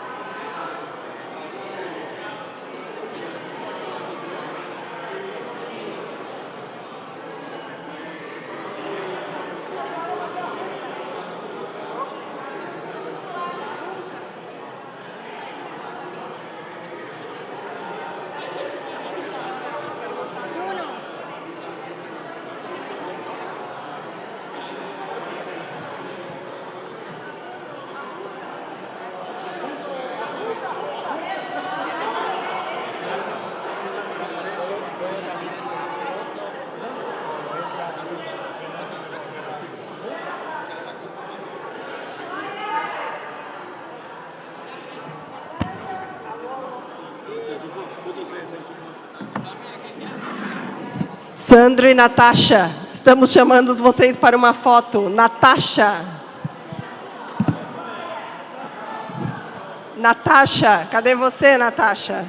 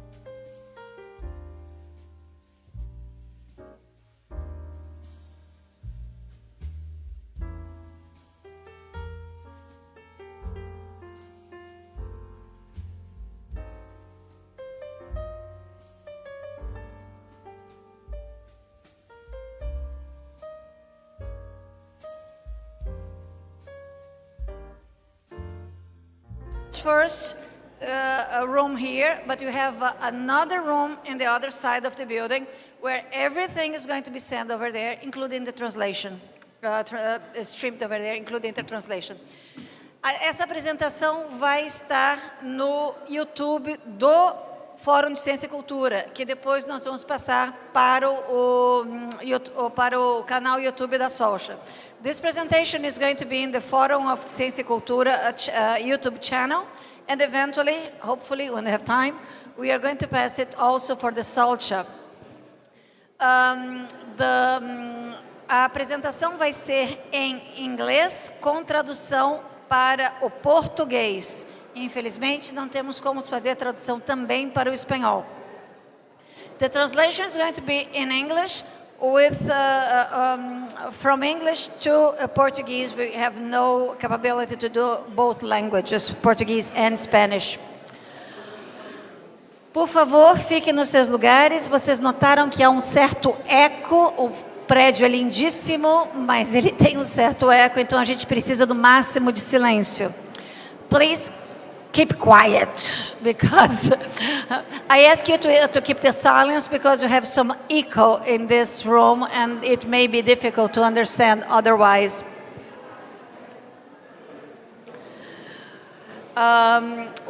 Eu lembro novamente que temos uma outra sala em que tudo será transmitido. Eu não sei se a gente vai precisar, mas se for.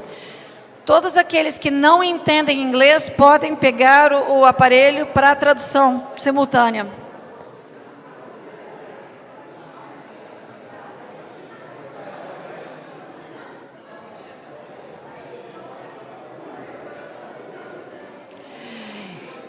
Eu gostaria de agradecer, entre outras coisas, ao nosso serviço de catering, que se chama Maré dos Sabores, fazer propaganda aqui, que fez todos os a recepção do primeiro dia, todos os coffee breaks e esse pequeno café, simples, mas sincero. E eu queria lembrar que é uma cooperativa de mulheres da Favela da Maré. I'd like to ask you to recognize the work of Maré dos Sabores, the catering service that have helped us during these days, and remind you that it's a cooperative work, it's associative work, only by women from the Favela da Maré, a vulnerable community in the north area of Rio. Está todo mundo aqui? Espero que tenha todo mundo aqui. Minha capacidade de encher linguiça acabou de acabar. Ok. Todo mundo? Tem 2 lugares aqui na frente ainda. Por favor, se você tem um lugar vago ao seu lado, levante a mão para que as pessoas que estão vindo possam se sentar, possam identificar e se sentar. Onde tem mãos levantadas, tem um lugar vago. Tem um lugar vago ali. Onde mais tem um lugar vago aqui atrás. To those who are arriving, we have asked anyone who has a free chair on their sides to raise their hands so they know there's a place that we can actually sit. Just look for the places with people with raised hands.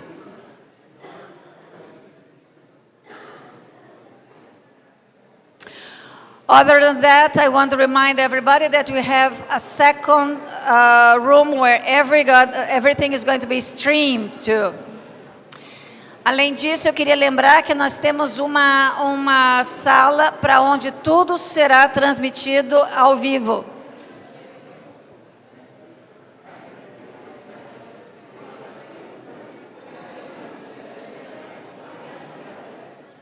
Esses 3 lugares estão ocupados. Eu vou ficar do lado dele.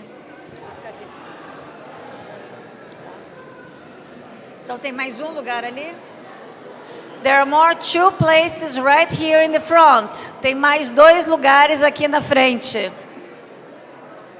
Pádua.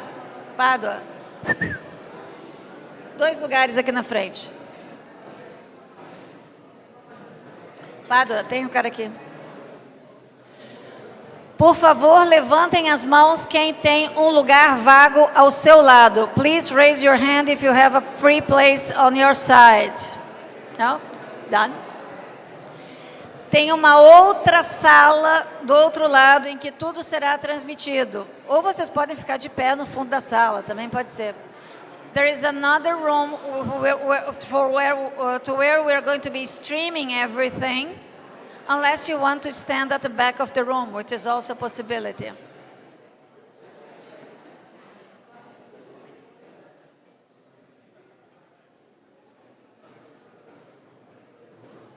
Eu acho que eu nasci para aeromoça, porque agora dá vontade de fazer saída de emergência, são para um lado ou para o outro.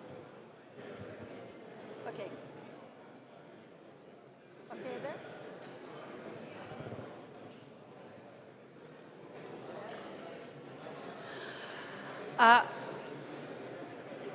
Pessoal da tradução, já dá para começar? Tá tranquilo? Ok. Good evening, everybody. It's an incredible... Okay, sorry, I have to sit after that. It's also because I have my cheat sheet. I'm sorry for sitting. It's an incredible pleasure to introduce Professor John McNeill as our keynote speaker for the closing ceremony of Solcha. John McNeill is a solchero. He just doesn't know it. I have known John for about 25 years, 25 plus years. And it's such a pleasure to introduce him, and such a good friend of Latin America. His work is terrific, and I'm not the only one who says that. After the number of awards that he got, like Fulbright Awards, Guggenheim Fellowships, and the MacArthur Grant, which is also known in the United States as the Genius Grant, well deserved. I met John when he published his first groundbreaking book, which is called Something New Under the Sun. I was part in a panel that discussed the book in San Francisco AHA, and it was such an incredible reading that I thought it was the best thing someone could aim to write. And then he went on and he wrote Mosquito Coast, which is his Mosquito's Empire, sorry. Mosquito Coast is the movie, so God. Whoever knows me knows that I have this habit of changing names and other things, so please don't take it personally. Mosquito's Empires was also one of his contributions. It's for Ecology and War in the Great Caribbean, 1620 to 1914. It's also something quite important for us solcheros. Not for nothing, we are called the Sociedade Latino-Americana y Caribenha de História Ambiental. It was published in 2010. It's a basic reading for readers in for Latin American readers and anyone working on the Caribbean.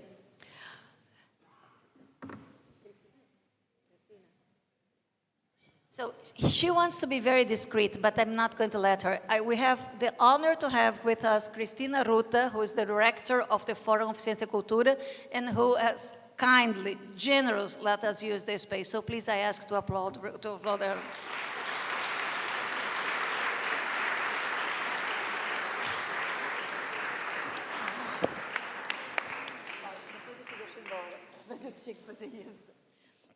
But she does have to go, but I couldn't let her go without a recognition. So, as I said about John, so there was a second incredible book. There are others in the meanwhile. And then he published something that I still think it's a watershed concept, which is the book he produced with Peter Engelke, The Great Acceleration, An Environmental History of the Anthropocene Since 1945. There are some things that I don't agree with the book. There are other things that I just think I can't never again teach a class of contemporary history without using the Great Acceleration. It's just a concept that has to be there in so many ways.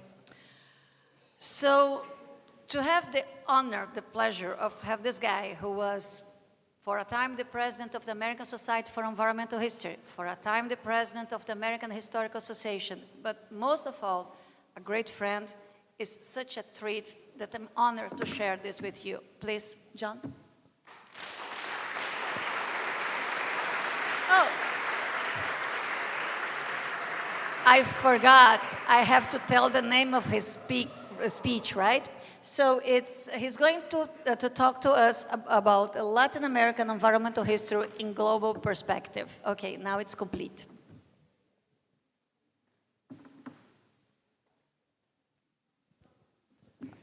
Thank you very much, Lizzie. The first thing I want to say is a heartfelt thanks, obrigado, gracias, to Lizzie, to José Augusto Padua, to all the leadership of Solcha for giving me the opportunity to speak to you tonight, and a great thanks to all of you for coming here on a Friday evening when there are many alternatives in Rio de Janeiro that beckon you. So you can see that the topic is Latin American environmental history in global perspective. Padua gave me the title, and I foolishly accepted it. So this is what I'm going to attempt. Could you give me the first slide, please? Yes. So I am going to speak on that assigned topic that my dear friend José Augusto assigned me, as if I were a first-year university student. John, sorry, this one has no cord, so it's easier for you, so you don't. Okay. I probably would have tripped over the cord sooner or later, and that would have been very entertaining. I want to offer a couple of caveats first. What I'm going to do here is explore some distinctive features, which I call here eccentricities, of Latin American environmental history as I see it. And two of them are very deep time perspectives. Now, most of you, like me, are more comfortable with the history of recent centuries. But tonight, I'm going to try to persuade you that we also need to consider deep time, many thousands of years ago, and events that took place then that still influence history in recent centuries and indeed the present moment. And that those deep time perspectives are not accessible to us through documents. They're accessible to us only through archaeology and increasingly the science of paleogenomics. So I'm going to explore some of that, even though I have no expertise whatsoever in the field of genetics. So this will be a risky venture.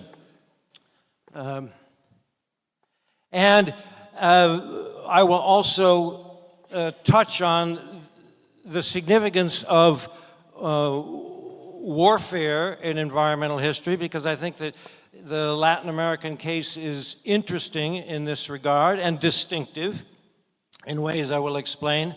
And then I will very, very, very briefly touch on an obvious theme, the significance of plantations and mining in the environmental history of Latin America. But I'll be doing that essentially only as an introduction to my final topic, which is a puzzle that probably many of you have a better understanding of than I have. That's the plan for tonight. Right. Okay. So Jose Augusto asked me to do this in global perspective, but I want to emphasize that I am not a global person. Nobody is a global person. And I'm going to attempt to compare Latin American environmental history in some regards to many other parts of the world, but I'm not pretending that I have an Olympian viewpoint, a genuinely global viewpoint. Nobody can have that. So I am inevitably a product of my own circumstances and upbringing. So if you can't read this, if you don't have young eyes, this says global perspective or gringo perspective. The next caveat is related to this wonderful volume, A Living Past, published a few years ago, edited by three stalwarts of Solcha, John Soluri, Claudia Leal, and once again, Jose Augusto Padua. They asked me to write a conclusion or afterword to this, and I did, and I explored some ideas of Latin American environmental history in global perspective. And that's where my best ideas went. So tonight you get my second best ideas, because I've already written up the best ones, but I'll quickly summarize them right now. So the first and, in my view, most significant eccentricity or distinction of Latin American environmental history is the energy path. If you consider the significance of oil in Latin American history, it came earlier here, not necessarily Brazil, but in Latin America generally, earlier and more powerfully, and eclipsed the previous king of fossil fuels, that is coal, earlier in Latin America than anywhere else. So, in effect, for most parts of Latin America, there was no king coal. There was no coal age. This is different from North America, from Europe, from Australia, from Japan, China, India, almost everywhere in the world. In Latin America, in all but two countries, oil outstripped coal between 1896 or 1928. Brazil was later, 1940, and Chile was the latest of all, 1953. But these are early dates compared to almost everywhere else in the world. In Europe and North America, in every case, coal remained king in the energy profile until at least 1951, and in one case, Great Britain, until 1971. So, no real coal age. This is a distinction, an eccentricity of the energy path, the energy history of Latin America. And I think in terms of modern history, it is the most significant eccentricity. Part of the significance of this is in social and political history, because if you believe in the arguments made by the British political scientist Timothy Mitchell, coal, because it takes many, many laborers to extract it and transport it, has a democratizing effect on national politics. And oil is different. Oil requires far fewer workers, and oil workers almost never can negotiate with the state or with big corporations from a position of strength. Whereas 100 years ago, coal workers could do that. And if you believe Mitchell's argument, and some days I do and some days I don't, That is a significant implication of the energy path of Latin American environmental history. But it's also significant in this regard that without a coal age, the urban air quality in Latin American cities was much better than that almost everywhere else in the world until automobilization and the concentration of oil burning industry in cities, which I consider a matter of the 1950s for the most part. So that is one thing that I thought was important 6 years ago and put in the back of this book. The other thing that I thought was interesting and possibly important is the extraordinary diversity of ideas, beliefs, practices surrounding the environment in Latin American history because of the extraordinary migration history, cultural history, assimilation history of modern Latin America. That is, there are populations that are indigenous. There are populations derived from most of the coastal regions and some of the interior regions of Africa. There are populations from just about every corner of Europe. There are populations, admittedly small ones, from East Asia in Latin America. And this is an extraordinary melding of culture, ideas, practices surrounding the environment. As I see it, only Southeast Asia can match Latin America in this respect. It too has an extremely complex cultural history, less influenced by migration, more so by other factors. But it too has a great diversity of religio-cultural tradition, one piled on another, indigenous, Hindu, Buddhist, Islamic, Christian, all of them influencing ideas, concepts, and behavior with respect to the environment.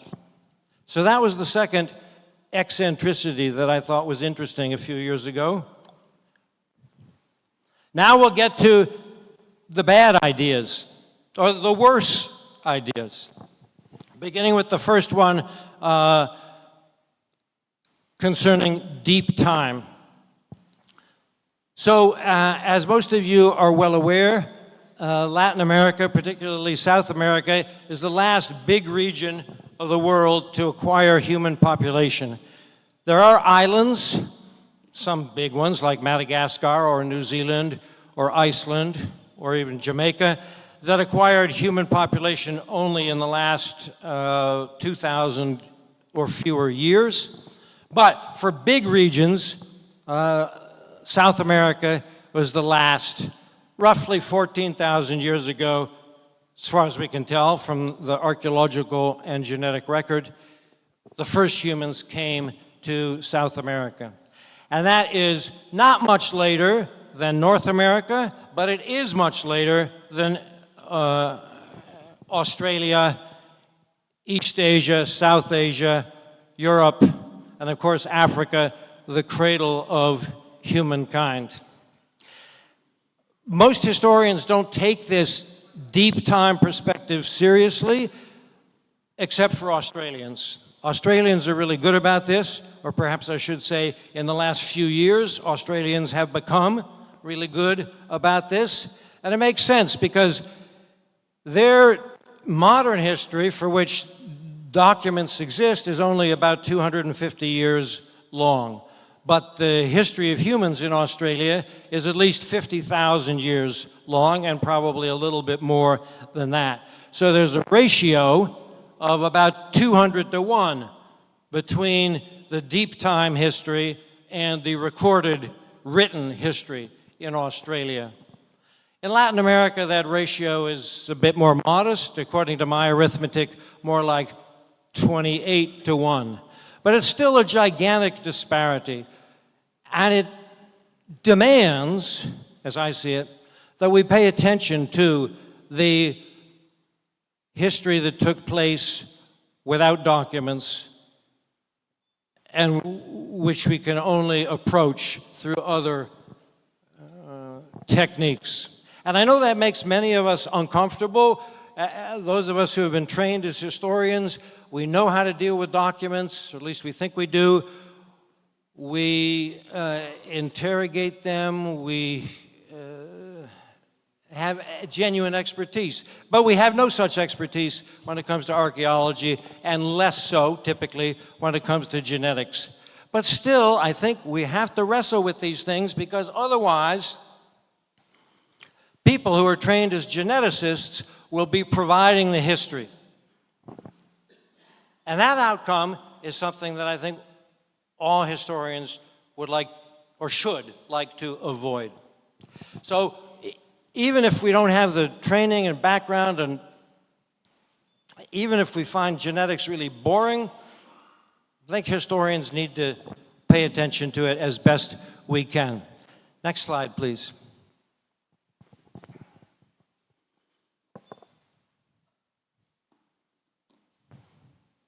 Right, so roughly 14,000 years of human history in South America, and a little bit more in the northern parts of Latin America. This is brief by the standards of the rest of the world, and one of the implications is that plants and animals have had little opportunity to adjust to the presence of intelligent, fire-wielding, cooperative creatures, that is, human beings. Only 14,000 years.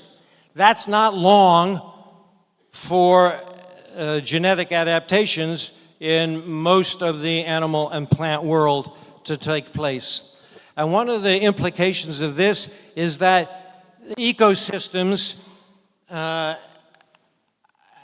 are more labile, to use the jargon of ecology, more apt to be pushed from one state to another because they have not had enough time to adjust to the presence, particularly of an intensified fire regime that our species always brings wherever it goes.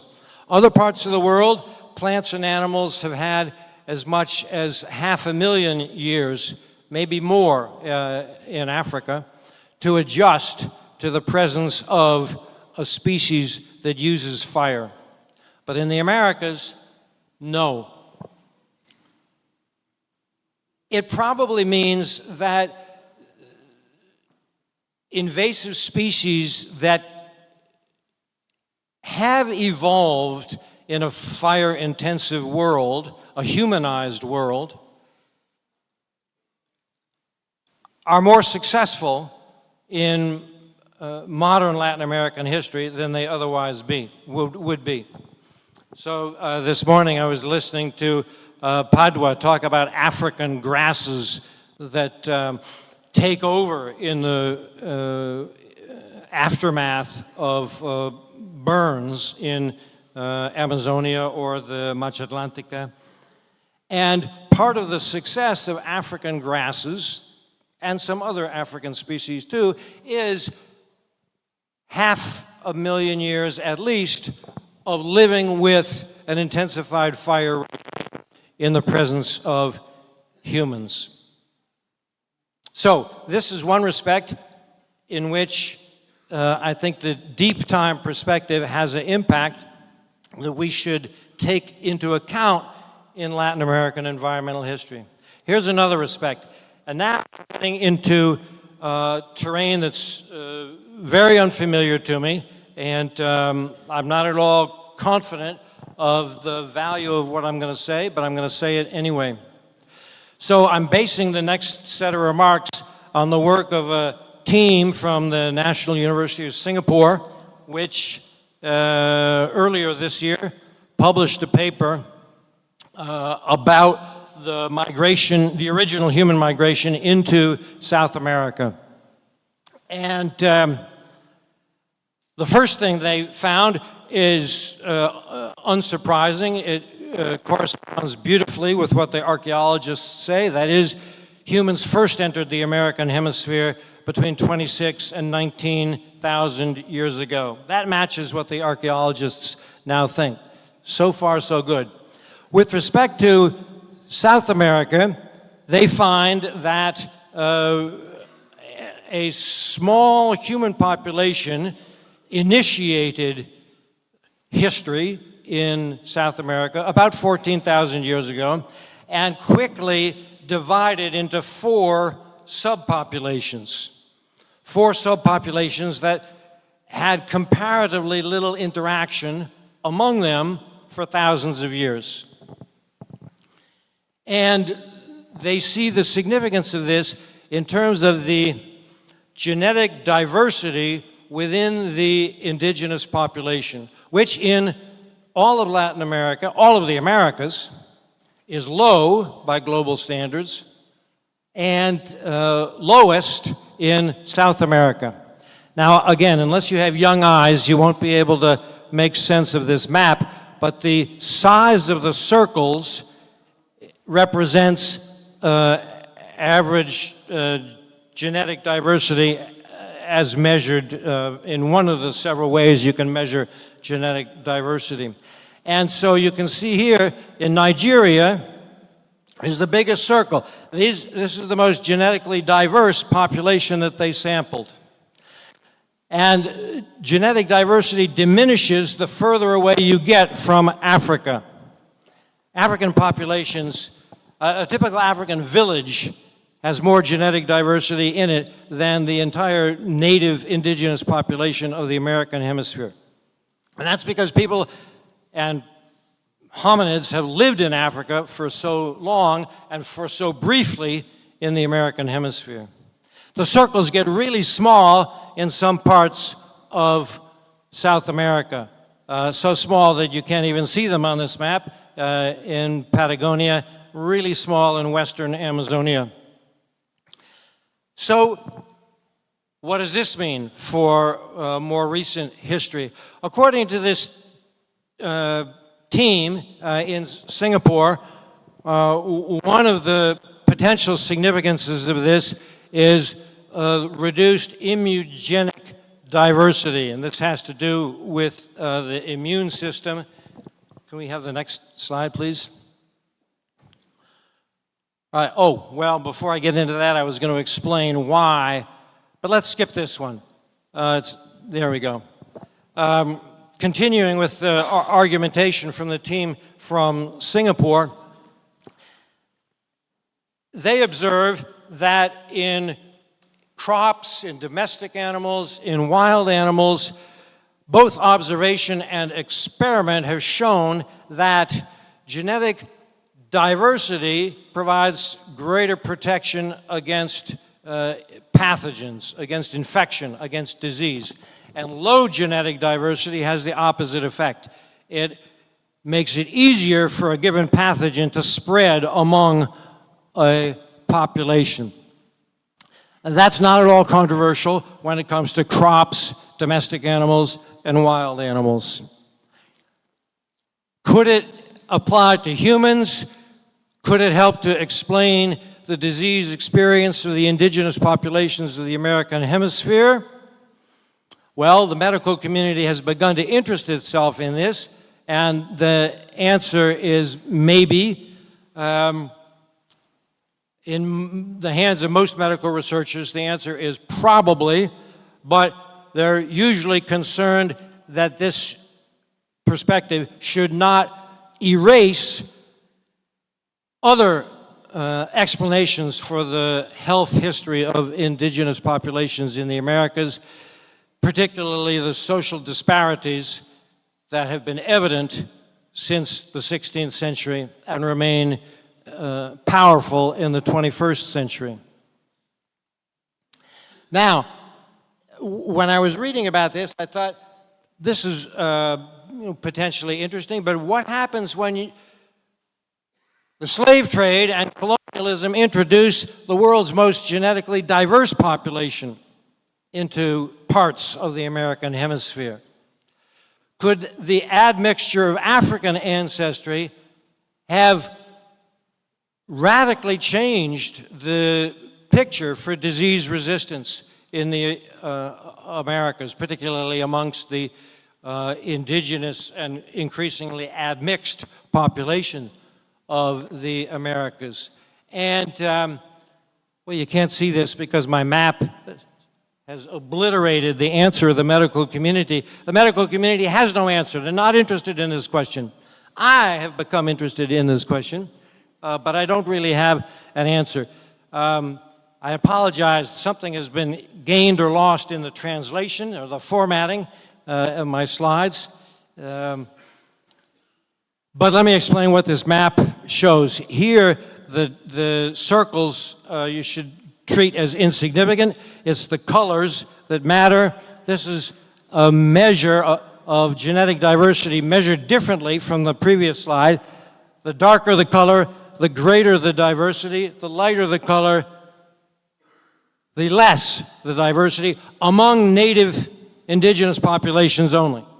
So if you see what South America looks like, it is the least diverse indigenous population of any on the face of the earth, and it is here in West Central and West Africa that the most genetically diverse populations derive from. And this is, together with Angola, where the African-descended populations of the Americas come from. So Latin America has a very peculiar history in this regard. Until 500 years ago, it was home to the least genetically diverse population on the face of the earth. Can we have the next slide, please? But now, it is home to what is among the most genetically diverse populations on the face of the earth. Here, the color scheme is different. Blue is low genetic diversity, comparatively speaking, and the pale orange and yellow, which in the previous slide meant low, now in this slide means high. So Africa and parts of Latin America, especially Venezuela and the Guyanas, extraordinarily diverse genetically speaking, but all of Latin America, except for the high Andes, is now, today, counting all humans, not just native populations, not just indigenous populations, among the world's most diverse, genetically speaking. And that should mean, according to the medical community, among the human populations most resistant, other things being equal, which they never are, most resistant to infection. Can we have the next slide, please?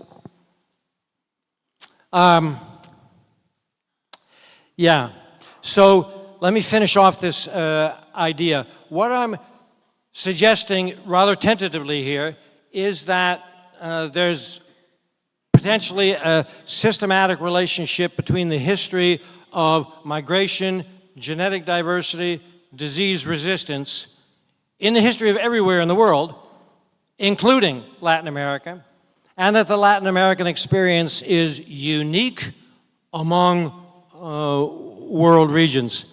This map merely shows the proportion of today's population that is indigenous, that would be the yellowish-orange numbers, and African descended, which is the turquoise or blue numbers. This idea does not mean that the immune systems of Igbo people of southeastern Nigeria are better than the immune systems of the Mapuche in Chile. What it does mean is that collectively, some populations have sufficient diversity, individual to individual, that it's difficult, more difficult, for pathogens to circulate. And that historically, prior to the 16th century, Latin America was among those world regions with the lowest genetic diversity, and therefore, collectively, this is not pertinent to individual immune systems, but collectively, least well prepared to confront pathogens. And as I note at the end there, I'm speaking here of what's sometimes called innate immunities and disease resistance, not acquired or conferred disease resistance and immunity, which I would guess is more important historically. But this idea is only loosely connected to that fact. Can we have the next one, please? And I should end in about 10 or 12 minutes. Ooh, Lizzie just said as long as I want. Well, in that case, a deep time part 2. As many of you are aware, at the end of the Pleistocene is that period in Earth history from about a little over 2 million years ago until a little less than 12,000 years ago. At the end of the Pleistocene, a large proportion of the big animals on land went extinct. And that was true everywhere, but it was true to a different degree in different places. In most of the world, Africa, Asia, Europe, the proportion was between 30 and 50% of the so-called megafauna. That means animals bigger than 44 kilos went extinct. In North America, it was 72%. In South America, 83%. Only Australia had a more dramatic late Pleistocene extinction spasm, 88% in Australia. This artwork is intended to show you what parts of Brazil would have looked like before the extinctions and what they looked like after the extinctions. When it comes to really big animals, more than a ton, more than 1,000 kilos, globally speaking, 80% went extinct in the late Pleistocene. But in the American hemisphere, it was 100%. And it all happened pretty quickly in the American hemisphere between about 14,000 and about 11,000 years ago. It happened much later in the Caribbean islands, presumably because there was no human population in the Caribbean islands until about 7,000 years ago. I won't try to explain why this happened, but if you're interested, you can ask me afterwards. Next slide, please. Okay. In the great extinction spasms in the history of life on Earth, this is the only one that had a dramatic size bias to it. Big animals went extinct, little animals, by and large, did not. And this was particularly true in South America, where every species above 500 kilos went extinct, and a larger proportion of the littler ones survived. So this is a global event, but it manifested itself differently, and South America was out on the edge, together with Australia, for the intensity of this experience. Next slide, please. Okay, so what might this mean for today? There's about 3 or 4 things that I think are interesting, but I'll have to do them pretty quickly. The first of them is concerned with soils, the fertility of soils, and soil nutrients. I'll first explain the image megafauna, historically and where they survive, which mainly means Africa, in the present, have a tremendous impact on the distribution of soil nutrients. That's because they eat a lot, and they move a lot, and they poop a lot. It's true in the sea as well, and it's true on land, and there's a connection between them. In the oceans, the whales in particular, especially the ones that feed far beneath the ocean surface, bring nutrients to the surface of the ocean, and then they poop them out. They become available to phytoplankton, the basis of the food webs of the ocean. And seabirds, including the kinds that Greg Cushman wrote about, and fish like salmon that swim from the oceans up the rivers, they bring some of those nutrients from the sea to the land.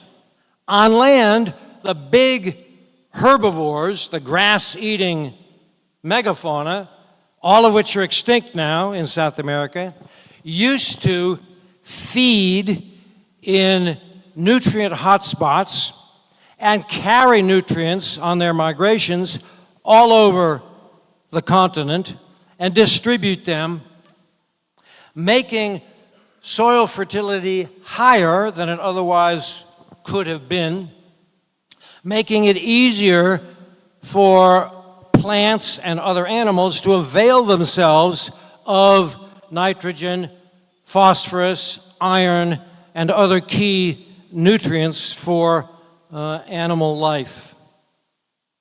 So, in the oceans, this dynamic that whales were responsible for lasted until the 19th century, when the world's whaling fleets rapidly reduced the global population of whales, including those on the waters surrounding South America. But on land, this process in South America came to an end about 11,000 years ago.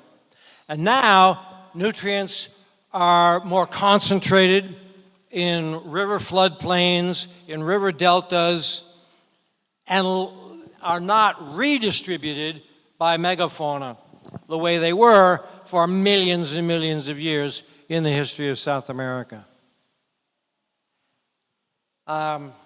Okay, next slide, please.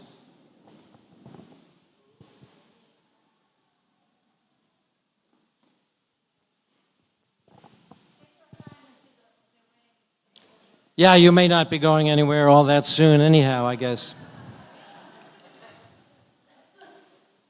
Okay, so what I'm trying to suggest here is that without the giant animals, the soils of the Americas, but South America above all, are different than they used to be 15,000 years ago. And that's especially true in the southern cone. So this map shows you the degree to which nutrient transfers have been lost since the Pleistocene. And the two places in the world of which this is most true is what's now the Sahara. And the reason for that is essentially the desiccation of the Sahara. In the Pleistocene, the Sahara was comparatively green. It had a lot of animals, a lot of lakes, almost all of which had disappeared by about 5,000 years ago. And the other place of which is particularly true is the southern cone here, where according to the leading scientists of this particular question, in some regions of South America, and what they mean by this is the southern cone, the nutrient distribution capacity has dropped to 0.01%. So that would be 1/10,000th of its original value prior to the megafauna extinctions.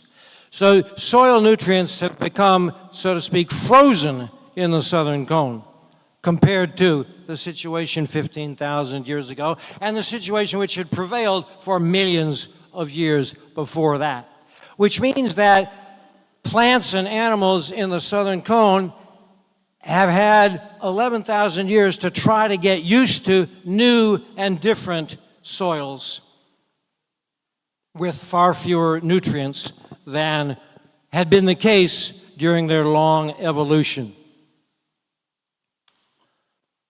Okay, next slide, please. So it's probably not just a matter of soil nutrients. There's also an impact of the disappearance of the megafauna on the biota through seed dispersal. There are a lot of plants in South America that have big seeds. They evolved in a world with big animals that could eat them and carry the seeds 100 kilometers in a different direction and then poop them out and create a new bush, tree, forest in a new landscape. That no longer happens because of the extinction of the megafauna. And some species with big seeds, and there's some palm trees in Chile of which this is particularly true, have vanished because they're no longer being distributed by megafauna. And roughly half of the big-seeded plants in Chile are endangered, mainly on account of the fact that their seeds are no longer dispersed throughout the landscape by megafauna. That means that current plant diversity, biodiversity, is affected by the megafauna extinctions 14 to 11,000 years ago, and they affect the risk of extinction of species today in the 21st century. There's also some work that I think by Pires et al. From last year that indicates that in Amazonia, seed dispersal has been reduced and nutrient transfer has been reduced out of the várzea, out of the floodplains, by as much as 98%. So the animals aren't doing the job that they used to do. And that changes the landscape ecology of many parts of the world, and probably more conspicuously in Latin America than elsewhere. It also probably had, once upon a time, a climate effect. Fewer really big animals meant fewer methane emissions, and therefore a slightly colder world in the Pleistocene. Oh, thank you, you read my mind. Oh. Just what I needed. Next slide, please.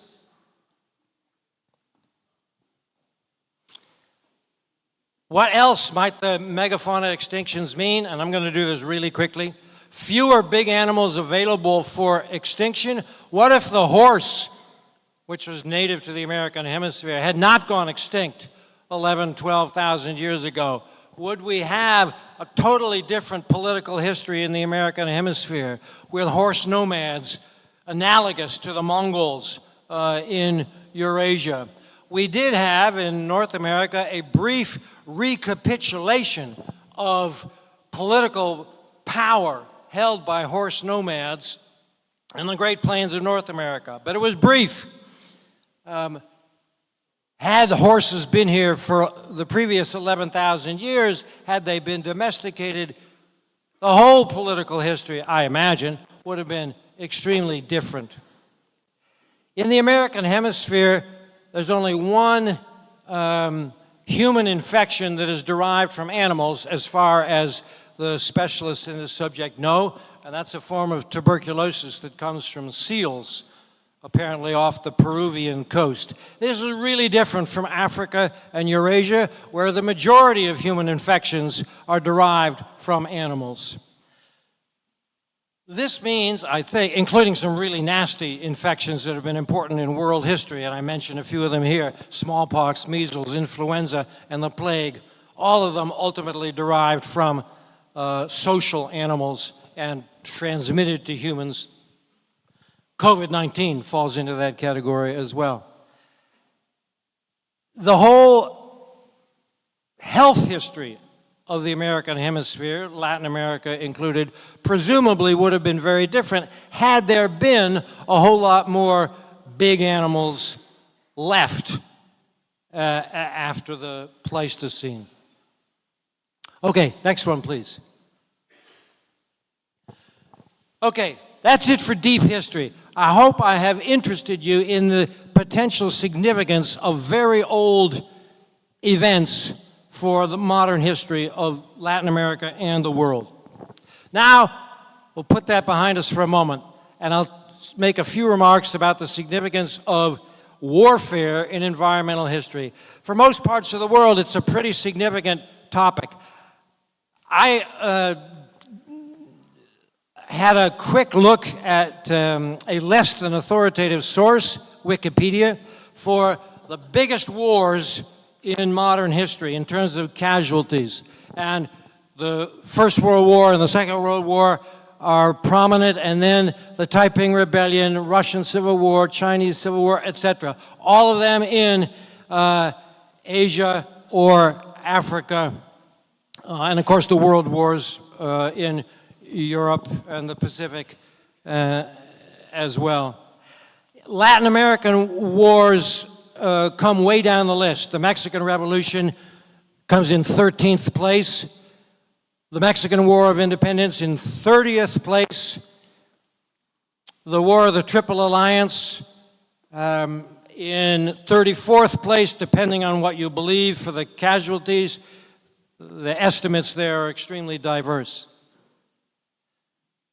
But what this means is formal interstate warfare in Latin American history has been small compared to every world region except Australia, and its environmental implications have been comparatively small for this reason, and because there's never been, I think it's fair to say, in Latin America, total mobilization for industrial war, as there has been in many other parts of the world, at least in the 20th century. Next slide, please.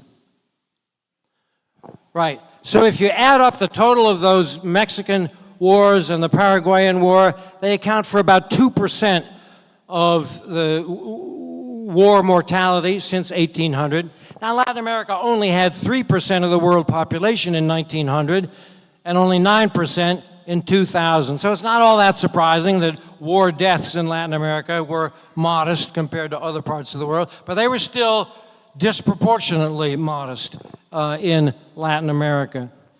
Mind you, I'm not including the wars of the French Revolution, which in the Caribbean, especially what's now Haiti, had major campaigns associated with them, and I'm not counting, for the moment, the Cold War, which in Latin America was not behind interstate wars, but it was behind a lot of insurgencies and counterinsurgencies. And those had, some of them at least, had rural guerrilla dimensions, which meant that they had rural counterinsurgency dimensions, which meant that they had deliberate deforestation in the interest of depriving guerrillas of their cover, their habitat. So it's actually, as I see it, a different profile in Latin America in which rural insurgency and domestic disturbances, guerrilla conflicts, account for almost all the environmental footprint of war, and interstate war is comparatively trivial. That's different from just about everywhere else in the world except for Australia. Actually, it's different from Australia too, because there's no tradition of rural insurgency in Australia. So, if I were 25 years old and a real solchero, as opposed to being a guest, I would work on the environmental history of warfare, and particularly rural insurgency in Latin America. Okay, next slide, please. I know I'm running over time. Okay, so you all know mines and plantations were extremely prominent in Latin American economic history and therefore Latin American environmental history. Case closed. Next slide, please. What might this mean? Well, it means lots of things connected to the environmental disruptions of mining and monocrop plantations, but I'm not going to focus on that. It's really important, but I'm going to focus instead on what this might conceivably mean for the danger in which environmentalists live in Latin America. So there's an organization called Global Witness, which monitors the murder of environmental activists, or as they call them, environmental defenders around the world. And since 2012, they have, well, between 2012 and 2023, they found a little over 2,000 instances. And 85% of them are in Latin America. Colombia leads, Brazil is second, Mexico is third, but in per capita terms, Central America is dominant. Nicaragua, Guatemala, Honduras, all of them have the highest rates in which environmental activists have been murdered in the last 15 years or so. Why should this be so? Well, many of you probably have a better understanding of why this might be so. I think it might be connected to the long history and the current prominence of mining and plantations in Latin American history. Part of the reason I think so is because the other places that are conspicuous here are mining districts, the copper belt of Central Africa, the Philippines, which very dramatic data there. The Philippines, which mining is not all that important, but plantation agriculture production is, and other parts of Southeast Asia, Indonesia, Cambodia, you can't quite see it here, but Thailand and Vietnam also show up dramatically here. Southeast Asia, of course, also has a prominent history of mining and plantations and a current history in which mining and plantations are very prominent. So my thought here was that there could be some connection here, that a history of mining and plantations leads to a history in which, with impunity, mining bosses, plantation bosses, and the state found it feasible and convenient to murder people who got in the way of their operations. And that this might help explain the extraordinary pattern that this map shows. Could you third, hydropower, poaching, other unknown. It looks to me that mining and plantation strongly correlate with the murder of environmental activists. Maybe there's something else going on. You might know better than I. Next slide, please. I think we're at the end. Yes. So what I've been doing here this evening, trying to keep you out of the rain, is offering a few reflections on what seem to me to be distinctive features or eccentricities of Latin American environmental history by global standards. Now, of course, everywhere is distinctive one way or another. Everywhere is eccentric in its own way. There's nothing peculiar about the fact that Latin America may have some eccentricities in its environmental history.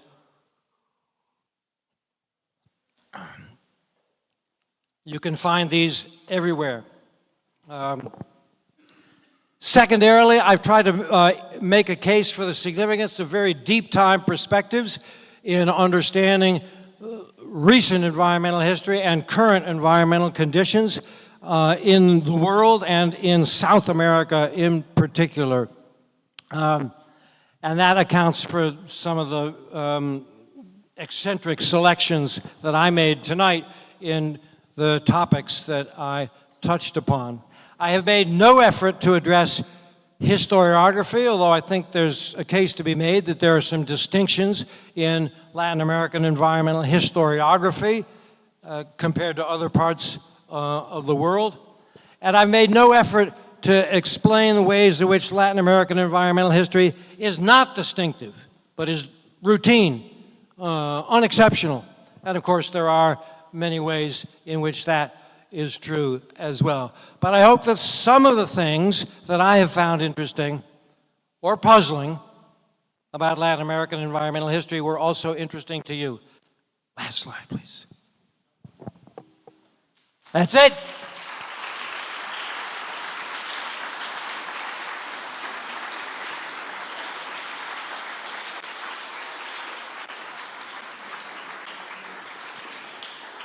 It's still raining a little bit out there, but if you need to get somewhere and make a getaway, please don't feel shy. Thank you so much, John. We do have time to field some questions if you want. First, I just want to say that first the City Hall has warned about some heavy rain in the north part of Rio, so if you are there, maybe you should check your way out. Second, I'm very glad that in the first day of Society we were able to see one of my research subjects, the Guanabara Bay, and then the final day, my second research subject, urban floods. And but that's enough about me. This night's about John McNeil. If there are some questions, please, anytime from the Pleistocene to surviving as an environmentalist in Latin America, please. Claudia Leal. Oh, no, Irish, sorry.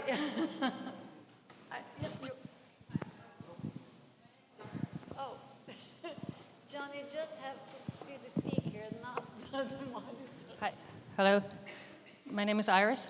One quick question and one maybe not quite so quick question. The first one is about when you said that the impoverishment of animals, because of the higher percentage of animals that went extinct during the, 650 million years ago, 1,000 years ago.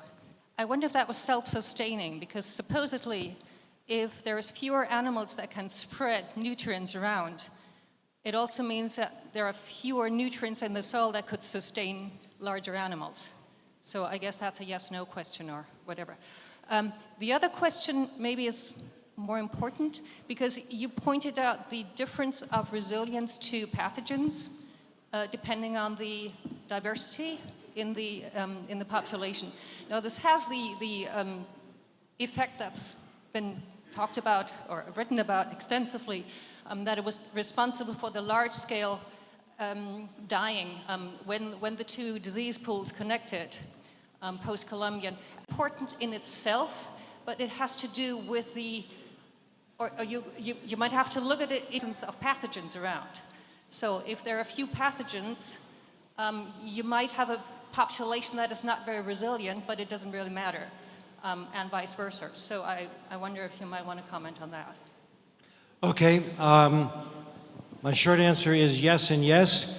So with respect to the late Pleistocene extinctions, it would logically be the case that when nutrient dispersal was reduced, that made life harder for remaining animals and plants of all sorts.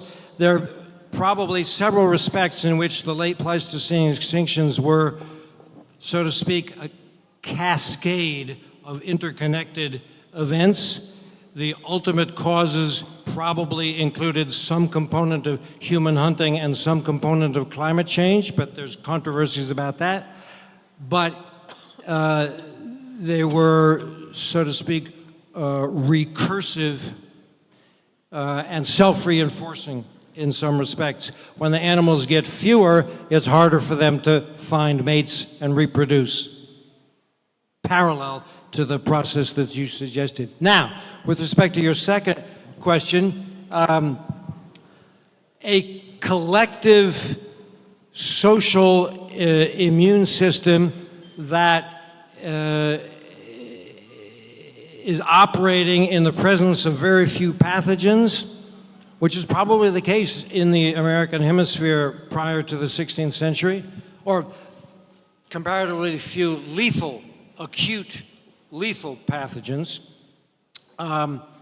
would therefore make very little difference to social, economic, political history. The arrival in the 16th century of both African and European populations, as you and probably everybody else in this room knows, brought with it an avalanche of previously unfamiliar pathogens with disastrous consequences, what I like to call a syndemic. Syndemic is a new word. It's like epidemic plus a whole lot more, because there's a lot of social, political, economic, and military components to the demographic catastrophe in the American hemisphere in the 16th century. But tonight I was trying to draw attention to a different thread in this story, which is the introduction into the American hemisphere and into the indigenous population of the American hemisphere of African ancestry, African genes, and hypothesizing that that would have had its own effect, not in the 1520s, but by the 1620s and the 1720s, upon the disease experience of the population of the hemisphere. I haven't seen anybody exploring that. And I can't say for sure that it's true. It seems to me logical, however, and potentially researchable. So if you're at a loss, Iris, for research topics, you might consider this. Thank you very much for your talk. So you concentrated on eccentricities and said that there were a bunch of other things in which Latin America is normal. But I guess that there's a middle ground of convergences, kind of eccentricities, sort of eccentricities that Latin America shares with other parts of the world. And if we could find them, if we could know what they are, that could be a way of collaborating with people who are studying those other places that converge with Latin America in certain aspects. And that could be very interesting for Latin American environmental historians. So I know that that was not covered in your talk, but I wonder if you have one or two convergences that you would like to share with us. So, first, Padua assigns me a topic. And then Claudia Leal gives me an examination question for which I have not prepared. It's Australia, and that is, Australia and the Southern Cone, and that is things happened as they did. Things happened as they did. That's the beauty of comparative history, and there is an example that, as far as I can tell, nobody has been interested in. Again, if I were 25 years old and a solchero who knew English, I would say, that's a great topic, I should do that.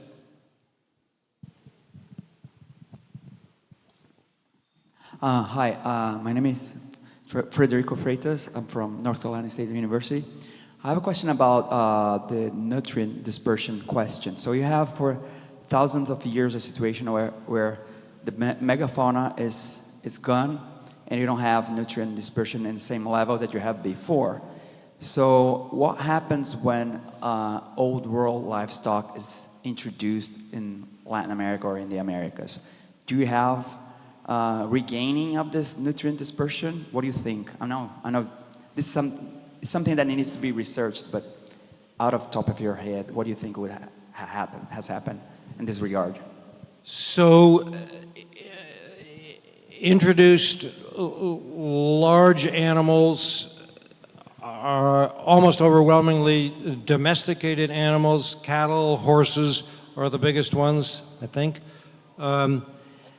And they do disperse nutrients, although not nearly on the same scale as some of these creatures that are now extinct. And particularly in the last 100 years, they do not range as widely because they are constrained by their owners and sometimes by fences. So they do not roam free the way that the megafauna of 15,000 years ago did. So their nutrient dispersal role is a fragment, I would guess a small fragment, of the role that the megafauna played for millions of years until about 11,000 years ago. That would be my guess. Any more questions?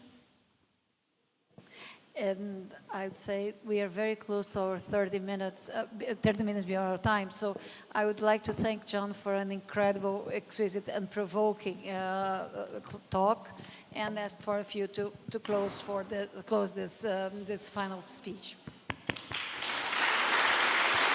Thank you so much. Now, some practical stuff. First, we have a beautiful backdrop panel in the other room where you can have pictures with the logo of Social behind you. So it's nice, something to take home. Second, Rio de Janeiro has one characteristic very similar to New York City. When it rains, cabs disappear. So I would really give you some time. Uber, in this case, I have no money from the company for that, but it's a friend. It may work. You may want to avoid some areas that are more easily flooded, like Jardim Botânico and Botafogo, I'm afraid. Botafogo, yeah. And ask the monitors for better ways to go home. They are at least from the city, they can help you. So again, thank you so much for the night, and have a great Friday night.